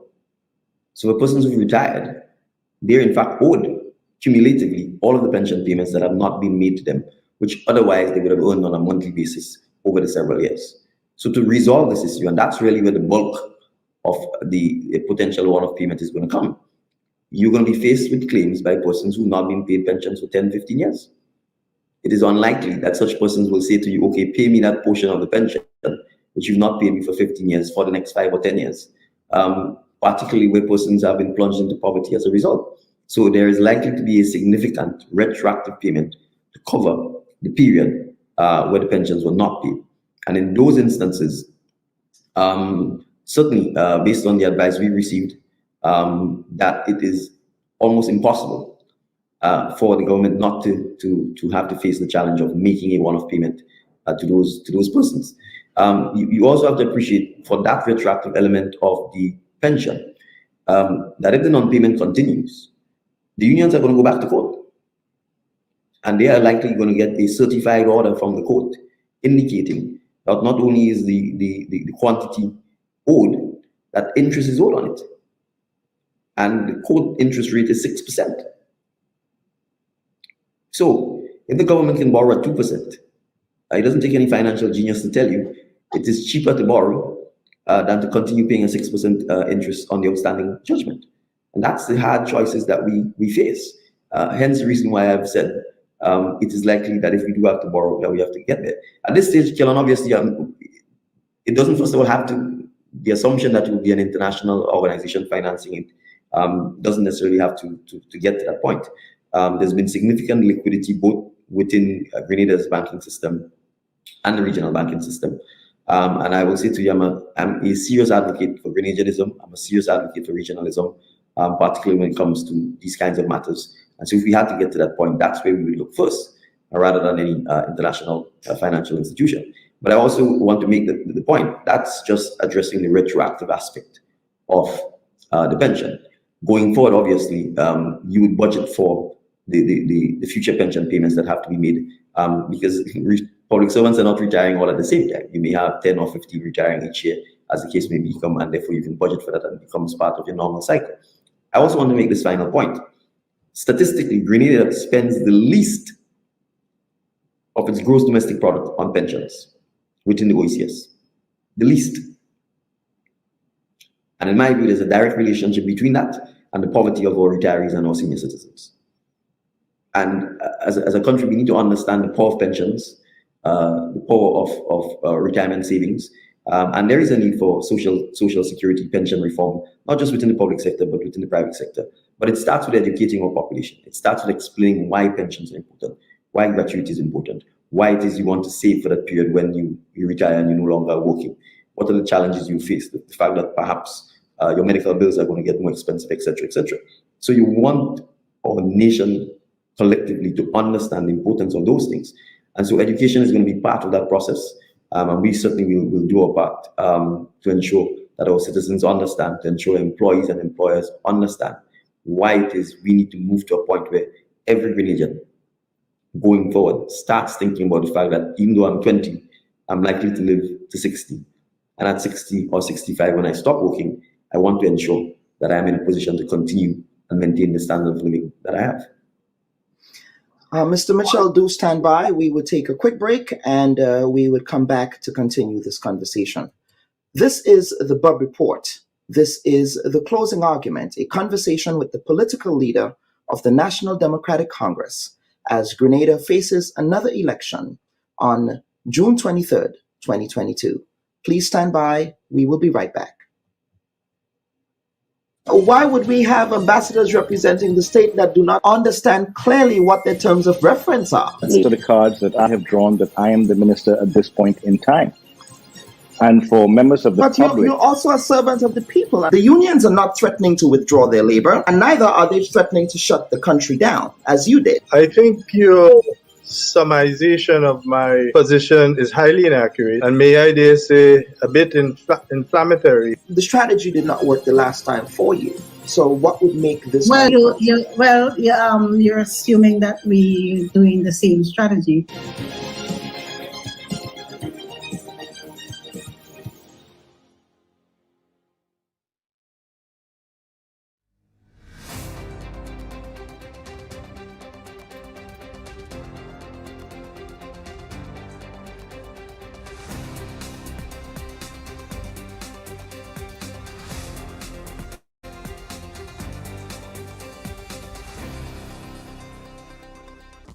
The following episode of the Bubb Report comes to you compliments S.A. Johnson Funeral Home, a Caribbean family-owned funeral service. They offer a full range of funeral services at affordable prices in New York City. They can be reached on 347-777-9797. S.A. Johnson Funeral Home, because you deserve to be treated with dignity. And welcome back to the Bubb Report. We will now continue our conversation with the political leader of the National Democratic Congress, Mr. Dickon Mitchell, on this, the closing argument on the Bubb Report. Now, Mr. Mitchell, welcome back to the program. The entire international community is confronting some of the worst inflation we have witnessed in 40 years, a global supply chain crisis, and extremely steep fuel prices. Compounding the damage from the COVID-19 pandemic, Mr. Mitchell, the Russian invasion of Ukraine has magnified global slowdown in the global economy, which is entering what would become a protracted period of feeble growth and elevated inflation, according to the World Bank's latest Global Economic Prospects report. This also raises the question of stagflation, with potentially harmful consequences for middle and low-income countries like Grenada. How does a Dickon Mitchell administration reconcile its national development plan against the backdrop of this prediction of a global recession in 2023 and 2024? Well, the starting point is you never waste a good crisis. And the reality is some of the things that are happening were clearly predictable. The disruptions caused by COVID-19, for example, ought to clearly send the message to us as citizens of Grenada and small developing island states and CARICOM by extension, that things like food security is a major issue that we need to address. And to some extent, we are in a position to do so because we are blessed with abundant marine life. We are blessed with fertile soil. And we are blessed with citizens who are hardworking, once encouraged to do so, and once the enabling environment is provided to them. So when we talk about some of our ambitious plans, for example, for agro-processing, for fish processing, for training our young men and women in things like fishing, because there's no school that teaches you to fish, is because we recognize that because we are so small and because we are so open to all of these external shocks that you've mentioned, that there has to be reliance on us. We have to spend some time looking inward. And if we don't spend time looking inward, we will continuously meet have to face these shocks without having the answers to them. And so from our perspective, the focus on the productive sectors is absolutely key to allow us to address some of the issues that we are facing. The focus on renewable energy is absolutely key to allow us to be able to buffer the impact of rising fuel prices, particularly when it comes to our energy costs and so on. So we see our ambitious plans as being directly related to the challenges that we face as a small nation within the Caribbean. And we recognize that if we don't take a medium to long-term approach to planning our economic development, to planning our social development, we will continuously face, or let me put it this way, we will continuously be in a position where we are unable to meet the challenges that we face. So even the latest IMF report, for example, on Grenada, openly talks about the need for Grenada to invest more in renewable energy. And as it stands now, there is no discernible or clear plan or pathway, or even target when it comes to renewable energy in Grenada. The National Democratic Congress recognizes that it cannot continue like that. So our starting point would be one, consultation with the people to in fact have an open conversation about why it is the move to renewable energy is in our best interest, given the fact that we do not control fuel prices. We have absolutely no control over it. And from that perspective, we have to find an alternative to allow us to buffer the impacts and the vicissitudes of that. And renewable energy is one of those things. And that is why you have to have the conversation, why you have to educate your population, why you have to put the legislative and policy framework in place to drive more reliance on renewable energy. And I can give a simple example, Kevin. You know, while the government itself may not be lending, there's nothing from a moral leadership point of view that prevents the government from saying to our lending institutions, to our contractors, to our builders, to investors, that we want to make, for example, PT Martin and Caribou a renewable energy hub, to the point where our goal will be to get us to the point where the entire islands use renewable energy. And should we have excess renewable energy, we supply that to some of the other smaller neighboring islands and work towards that. We do not teach in Grenada anything related to making solar panels, and even if we can't make them, to assembling them, to installing them, to maintaining them. There's no policy by the government that encourages that. What you have is private sector people basically on their own, through their own initiatives, trying to do so. And even when they do so, the policy and the legislative framework that is in place blocks and hinders them. The PURC is essentially not functioning, or if it is functioning at best, it is literally hindering the development of reliance on solar energy, as an example. And that is why when I talk about looking inward and relying on our people, it is there. Bearing in mind, we have significant expertise in the diaspora when it comes to a lot of those matters. So from where we sit, one, we recognize that as a small island, we will continuously face significant challenges to our continued economic growth and development. Because we recognize that, it is absolutely crucial for us to plan, and not just have plan A, but plan B and plan C to meet those challenges. It also requires us to continuously dialogue and educate our population as to those challenges and what are the plans for addressing them. And third, should a particular plan not work, be able to go back to the people in a transparent manner and explain why this particular plan has not worked and what are the options that we are looking at. So let's take something like our huge chicken import bill. Do we have a policy that says we want to reduce this by X date and educate the population as to why it is we wish to do so?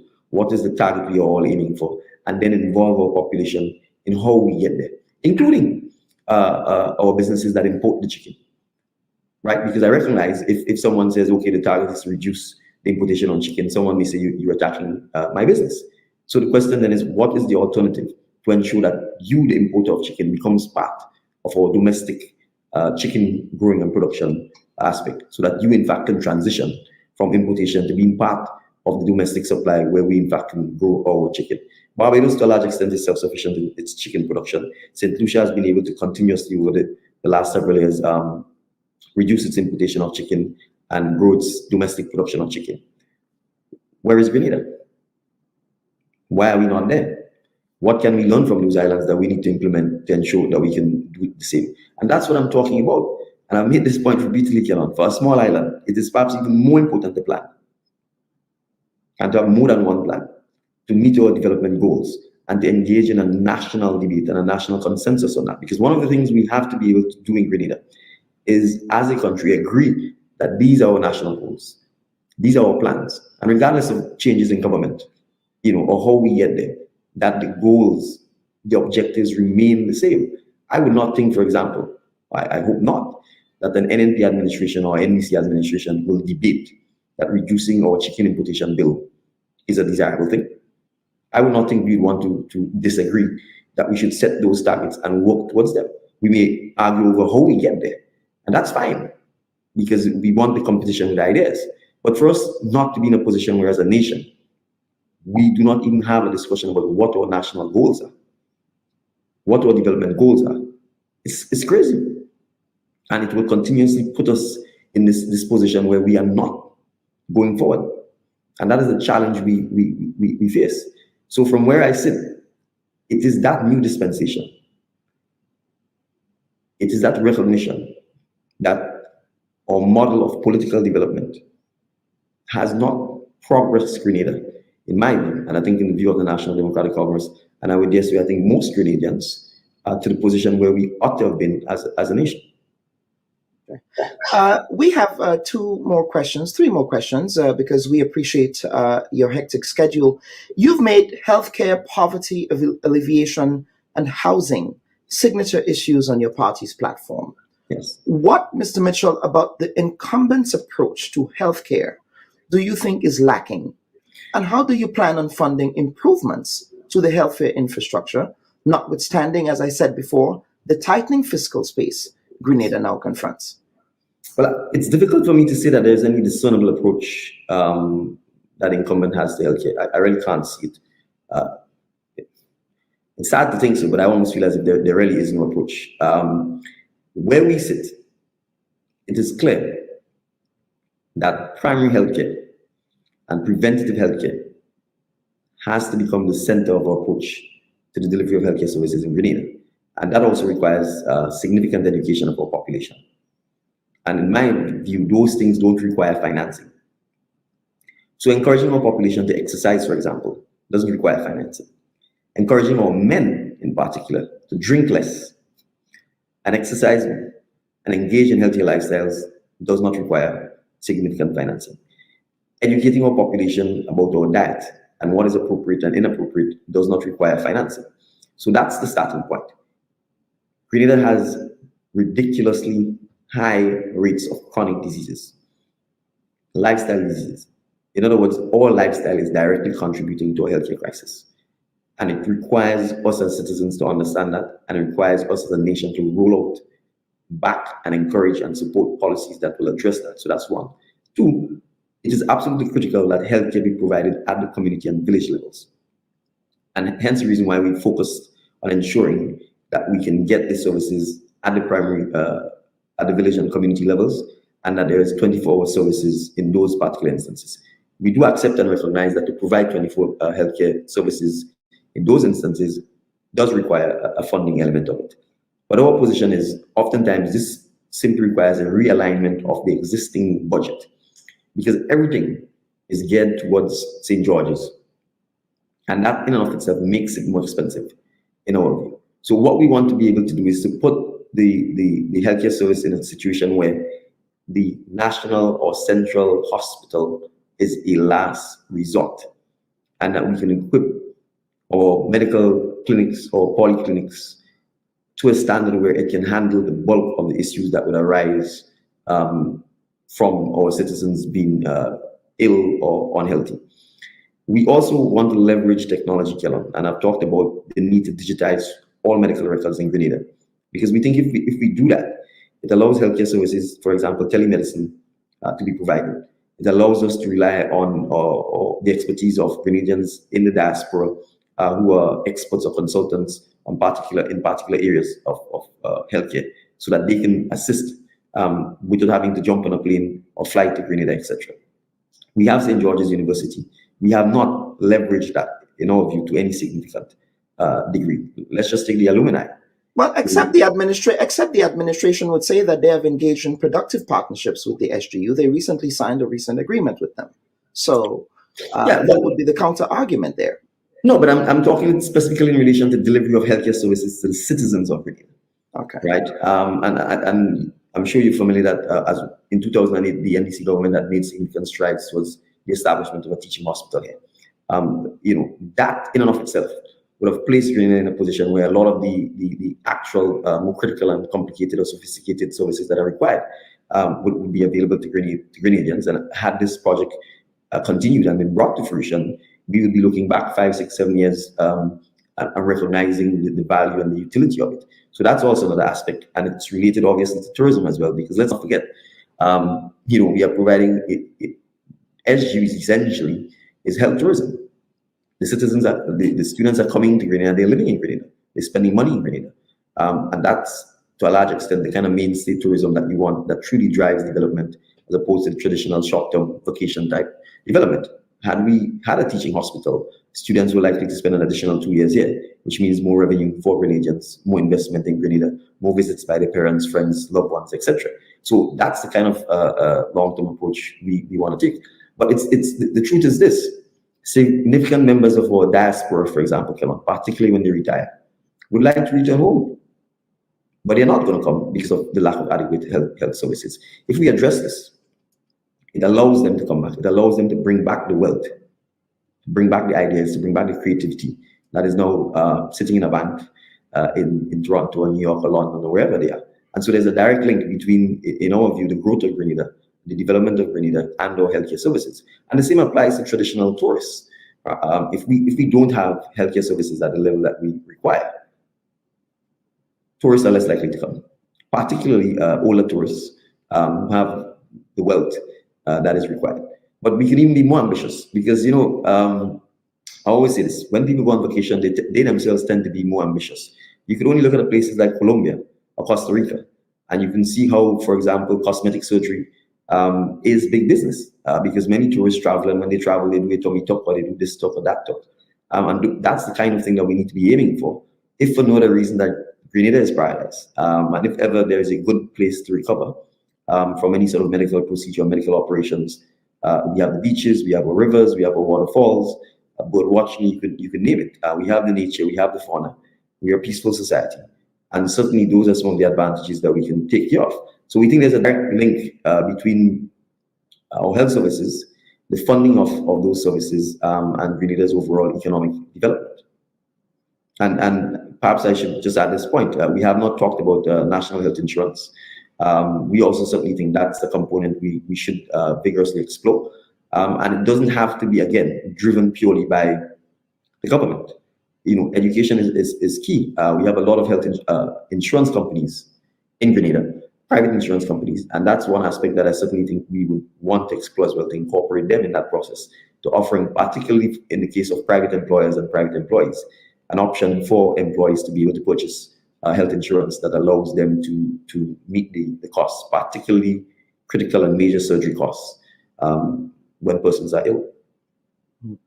Now, Mr. Mitchell, let us move on to poverty alleviation. That has animated the campaign, and that is one of the issues that your party and your candidates have raised from time to time on your various campaign circuit stops. Now, your team has advanced the view that some of NNP's policy engender a culture of dependency by way of the bushing and the seed program. The counter-argument advanced by the New National Party to that view is that programs such as Empower, with its CVQ certification element to it, the Youth Biz program that offers startup funding for young entrepreneurs, all offer opportunities for poverty alleviation. Yes. What about these programs, Mr. Mitchell, are inadequate? Are you just honing in on one program that the administration is indicating that provides support to the most vulnerable, while not focusing on those programs that are meant to engender upward social mobility among Grenada's most enterprising young people who have that entrepreneurial potential? Yeah, well, let me say this. Again, I'm not so sure that the premise is necessarily accurate, but on the assumption that it is, we need a productive society and a society that encourages our citizens to grow, a society that encourages our citizens to want to achieve more. And at the same time, we also need to measure our society by how we treat our vulnerable, or elderly, or poor, with the goal of moving our poor to the middle class, and the middle class to the wealthy. And that should always be the goal of our society. So the less persons we have who are poor, the better. And hence the reason why we've said that aspirationally aiming for zero poverty is part of that. So from where we sit, all government policies should aim to meet those two goals. One, to eliminate poverty, and two, to constantly raise the standard of living of our citizens. So let me say this. The SEED program, in fact, was a program negotiated since the days of the National Democratic Congress movement back in 2018, and it is funded by the World Bank. And so we support, particularly for elderly and our single mothers, the program. Our concern is oftentimes the programs are administered as if it's an NNP program. It's not an NNP program. It's a government of Grenada program. It's a state program. And we want our citizens to understand that a change in government does not affect those programs. That's one. Two, particularly with the programs that are meant to provide protection to the most vulnerable, we want to be in a position where there are less vulnerable people, not more. We want to be in a position where there are less poor, not more. And that requires us to invest in our people. And so we are obviously happy with all of those programs that encourage particularly our young people to get the skill set to start their own businesses. And so we have certainly myself and the leadership of the NDC have no criticism over those programs. What we need to ensure is that the programs empower more young people. We need to ensure that our education system empowers more young people. So from when we sit, we don't want individualized programs that are backstops. We want an education system that at a very early stage exposes our young people to recognizing, for example, that the creative arts is an industry that they can pursue a career in, that sports is an industry that they can pursue a career in, that skills training, all of it, be it carpentry, tiling, painting, is an industry that they can pursue a career in. We have to move away from a position where we put hundreds and thousands of our young people through an education system, knowing fully well that when they leave secondary school, the vast majority of them are left to feel as if the process was valueless, and they come out not having the confidence, critically, or the skill set, or the mindset to believe that they belong to a society and they can be functioning, employable, or employers within the society. And that's where the challenge is. So you see, a lot of the programs are coming after we've already failed our young people and we are now attempting to make it up. So our approach is this. When we say you need to have skills training, as it has to become a regular part of the curriculum. You can't wait until I'm 16 or 18 years, having pushed me through the formal education system, recognizing that at 14 or 15, I'm better with my hands, not offer me any opportunities to use those hands. And then I'm 18 and I'm 19, I'm now an adult. I'm being told to fend for myself, and I now have to go to a plan B or C to try and get a 6-month training program somewhere, in the hope that after that, I will get a CVQ certificate to then go and try and find a job on the market. So I'm saying, the national approach, in my view, the national approach has to call for reform of our education system so that we recognize that there's nothing superior between a journalist and a carpenter, that there's nothing superior between a lawyer and a chef. And we can continue the examples, because that is what is happening currently with our education system.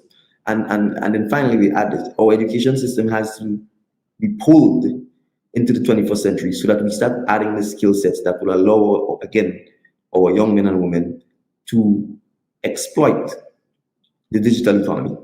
And hence the reason why coding and programming and so on, in my view, ought to be introduced and in many instances made mandatory as a second language, because that is the language of the future. So what I hear you saying there, and of course you read my mind, because I was going to follow up with the question with respect to reforming of the education system. And I believe certainly that is a conversation that needs to be had, because our education system, I believe, is still very colonial in many respects. Yes. And it ought to reflect a 21st century mindset. Yes. Now, finally, Mr. Mitchell, the new National Party's closing argument to the national community is that they are a trusted, reliable, and competent team with a wealth of experienced hands to navigate Grenada's continued development in tough economic times, and that you and your team are a group of ragtag amateurs who would be doing on-the-job training at a time when Grenada can ill afford apprentices at the helm.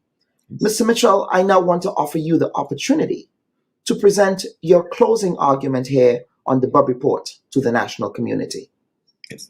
Well, let me start by saying, one, the team of the National Democratic Congress is made up of, and that's the beauty of it, a range of Grenadians, all born, bred, and educated in Grenada.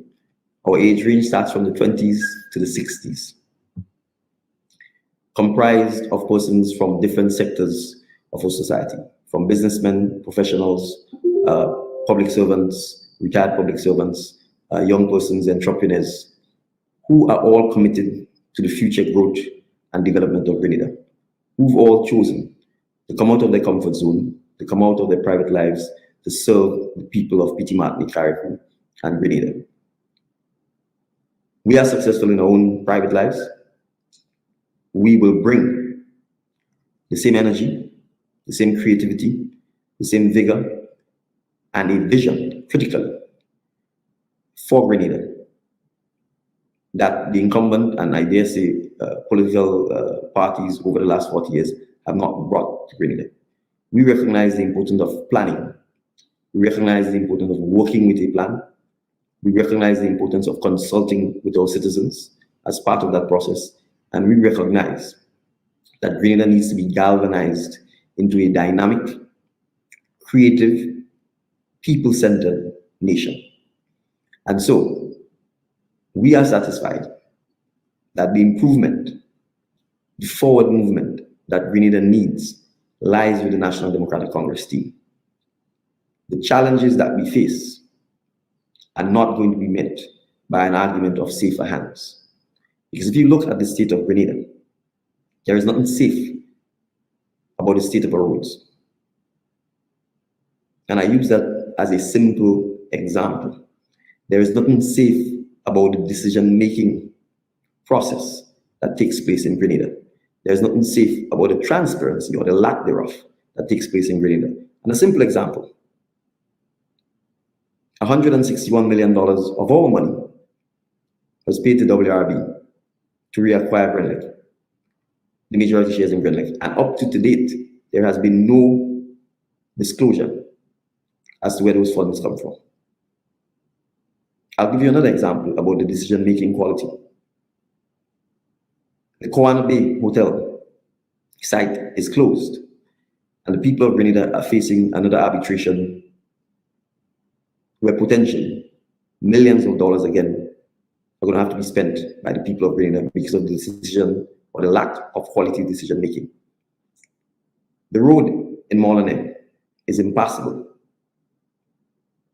and Grenadians are required to travel through Mount Morris on a daily basis, on a road that is not meant to take, at the best of times, two-way traffic.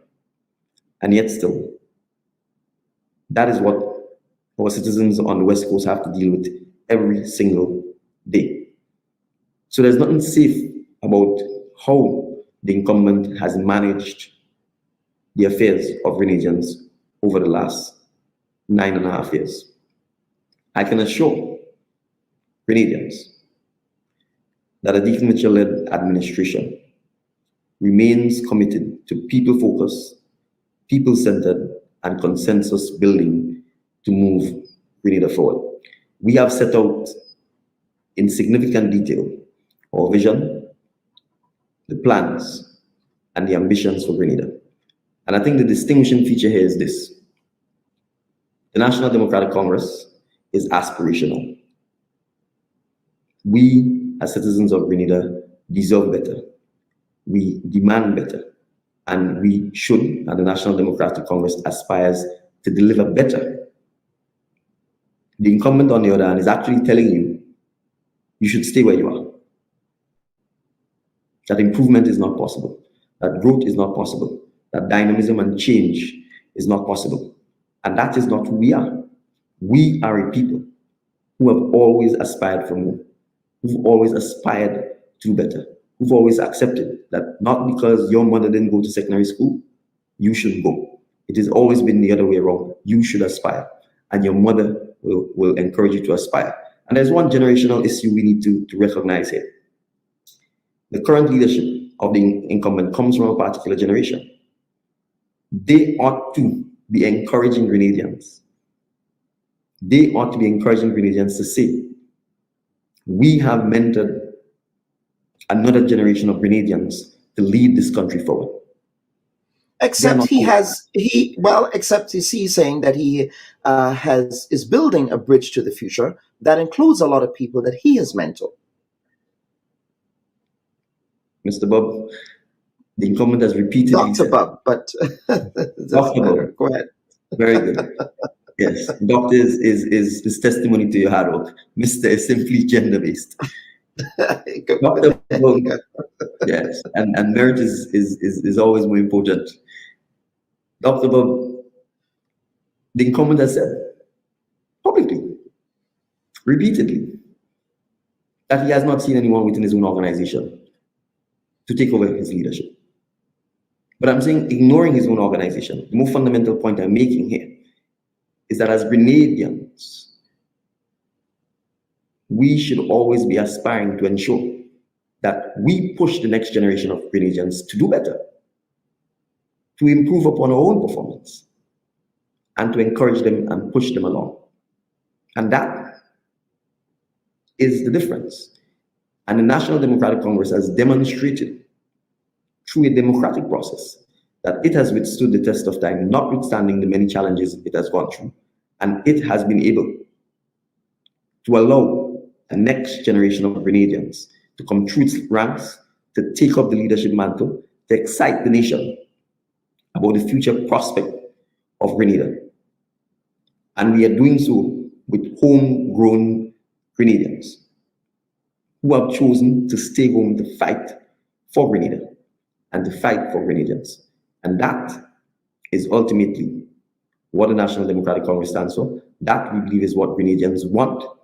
And we intend to champion the cause of Grenadianism throughout the next 5 years, once we are given the opportunity to do so by the citizens of Grenada.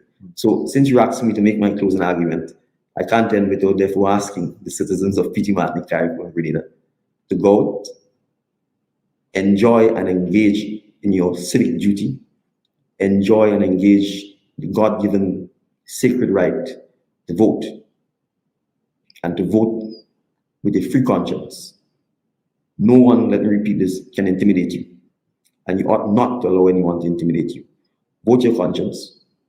We are asking you to let your conscience be your guide, and to give the National Democratic Congress and its team the opportunity to form the government on the 24th of November after the elections have taken place. Thank you.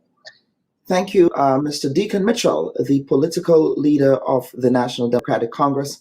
Viewers and listeners, as a programming note, we did invite and we did try our very best, gallantly so, to invite the political leader of the new National Party to be a part of this conversation, because we believe firmly in ensuring that both sides are heard.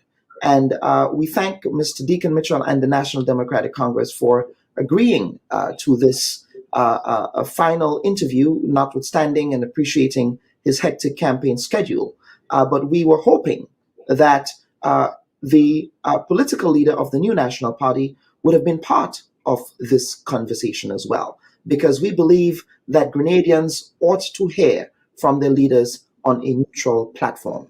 So therefore, we want to thank Mr. Mitchell for this opportunity. Any final words, Mr. Mitchell, before we end the program? Well, thank you, Kelon, for having me on. And let me say this. Grenadians deserve, as you say, to hear from our leaders, our aspiring leaders, and persons who are running for public office on these issues. And our leaders, persons who are running for public office, should not, in my view, do a disservice to the nation by not agreeing to appear on programs hosted by journalists. I think we all know the critical role that the media plays in fostering our democracy. And we are always happy to have the other side on. In fact, my preferred option would be to have the other side on so that the public can hear from both sides and give the public an appreciation of what both sides are offering so that the public can make up its mind. So hopefully, with an NDC administration come the 24th of June 2022, we will be able to encourage behaviors that support democracy, that support giving the public the option to hear both sides so that the public can be better informed and the public can therefore make better decisions as to who should run the affairs of state.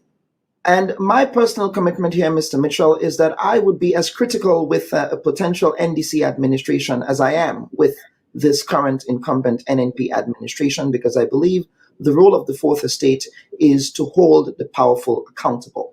And my constituency, as Calistro Faria says, is 100,000 strong. And so I want to thank you for this opportunity again. Thank you. Well, my constituency is also 100,000 strong. So we're on the same. Absolutely. Yes. Absolutely. We can agree to that as both past students of the Presentation College, proud past students of the Presentation Brothers College. Ladies and gentlemen, viewers and listeners, that was Mr. Dickon Mitchell, the political leader of the National Democratic Congress. Stand by. We will be right back.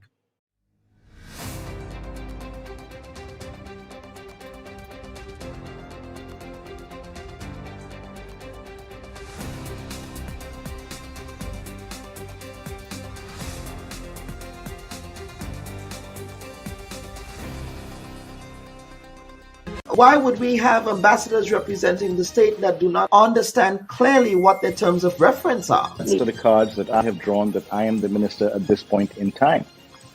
And for members of the But public... you're also a servant of the people. The unions are not threatening to withdraw their labor, and neither are they threatening to shut the country down, as you did. I think your summarization of my position is highly inaccurate, and may I dare say a bit inflammatory. The strategy did not work the last time for you.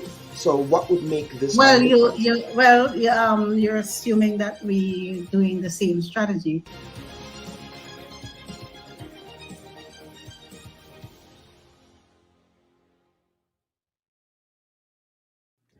And finally, the Prime Minister frames Project Grenada as an agenda of national unity and inclusiveness, involving participation from diverse allies that represent all groups in the interest of national development. I do have to wonder, however, why Project Grenada doesn't involve making himself available to all media platforms that represent the diversity of audiences in Grenada and in the diaspora. Is it the case that they view journalists as mere functionaries that perform the task of image management? Or is it the case that asking tough questions is analogous to parroting an oppositional agenda? Some journalists like myself perennially receive the cold shoulder when interview requests are made. The excuse offered is that he is busy, which is a curiosity to me, as he is never too busy to appear on certain platforms over others. He also now has curated invitation-only press availabilities, which to my mind is not inclusive and is a deviation from the ideals that he espouses in Project Grenada. And then there are media people in Grenada who revel in having access to power, and as such would see my advocacy as one that is couched in terms of troublemaking, which makes me convinced that they do not understand the adversarial role of the journalist and the fourth estate in a democratic society. I continue to be baffled by his reluctance to appear on certain platforms such as the Bubb Report. This battle-tested leader with the gift of colloquial gab, who has the distinction of beating his opponents to a political pulp, can't be afraid of a few journalists. I find that very hard to believe, Prime Minister. Sometimes I also want to give the Prime Minister the benefit of the doubt, since it may very well be that his media gatekeepers are the ones who are shielding him from certain platforms. I don't know what his all-powerful media gatekeepers at the Botanical Gardens have been telling him, but it is glaringly obvious that there is a discriminatory approach here, which is quite unfortunate. It is also quite unfortunate that the Media Workers Association in Grenada has neglected to address this issue. I suppose advocating for certain journalists is not a thing anymore, since doing so may cause their access to be cut off. A free press, not a political public relations press, is a key feature of democratic societies. And the last I checked, Grenada is still a democracy, unless I missed the memo that says otherwise. I continue to respectfully and forcefully call for the leader of the new National Party to be inclusive in his approach to communicating with all media, since that should be a key feature of Project Grenada. And to be fair to many of his ministers of government, a lot of them have actually appeared on the Bubb Report, and they must be credited for that. And a final note on the election. When this national process ends on Thursday, Grenadians will get on with their lives in a nation both blessed and challenged as always. The winning candidate is likely to eventually take responsibility for moving the country forward, navigating major economic decisions, and managing very uncertain and challenging times. Either of the Mitchells face an urgent task, and that is to assure the country that they can be trusted to meet the needs of the national community in every sector. Voting, therefore, is a profound act of faith, a belief that even if your voice can't change policy on its own, it makes a difference. I am your humble servant, Dr. Kellen Bubb. On behalf of our hardworking team here at the Bubb Report, we thank you for watching.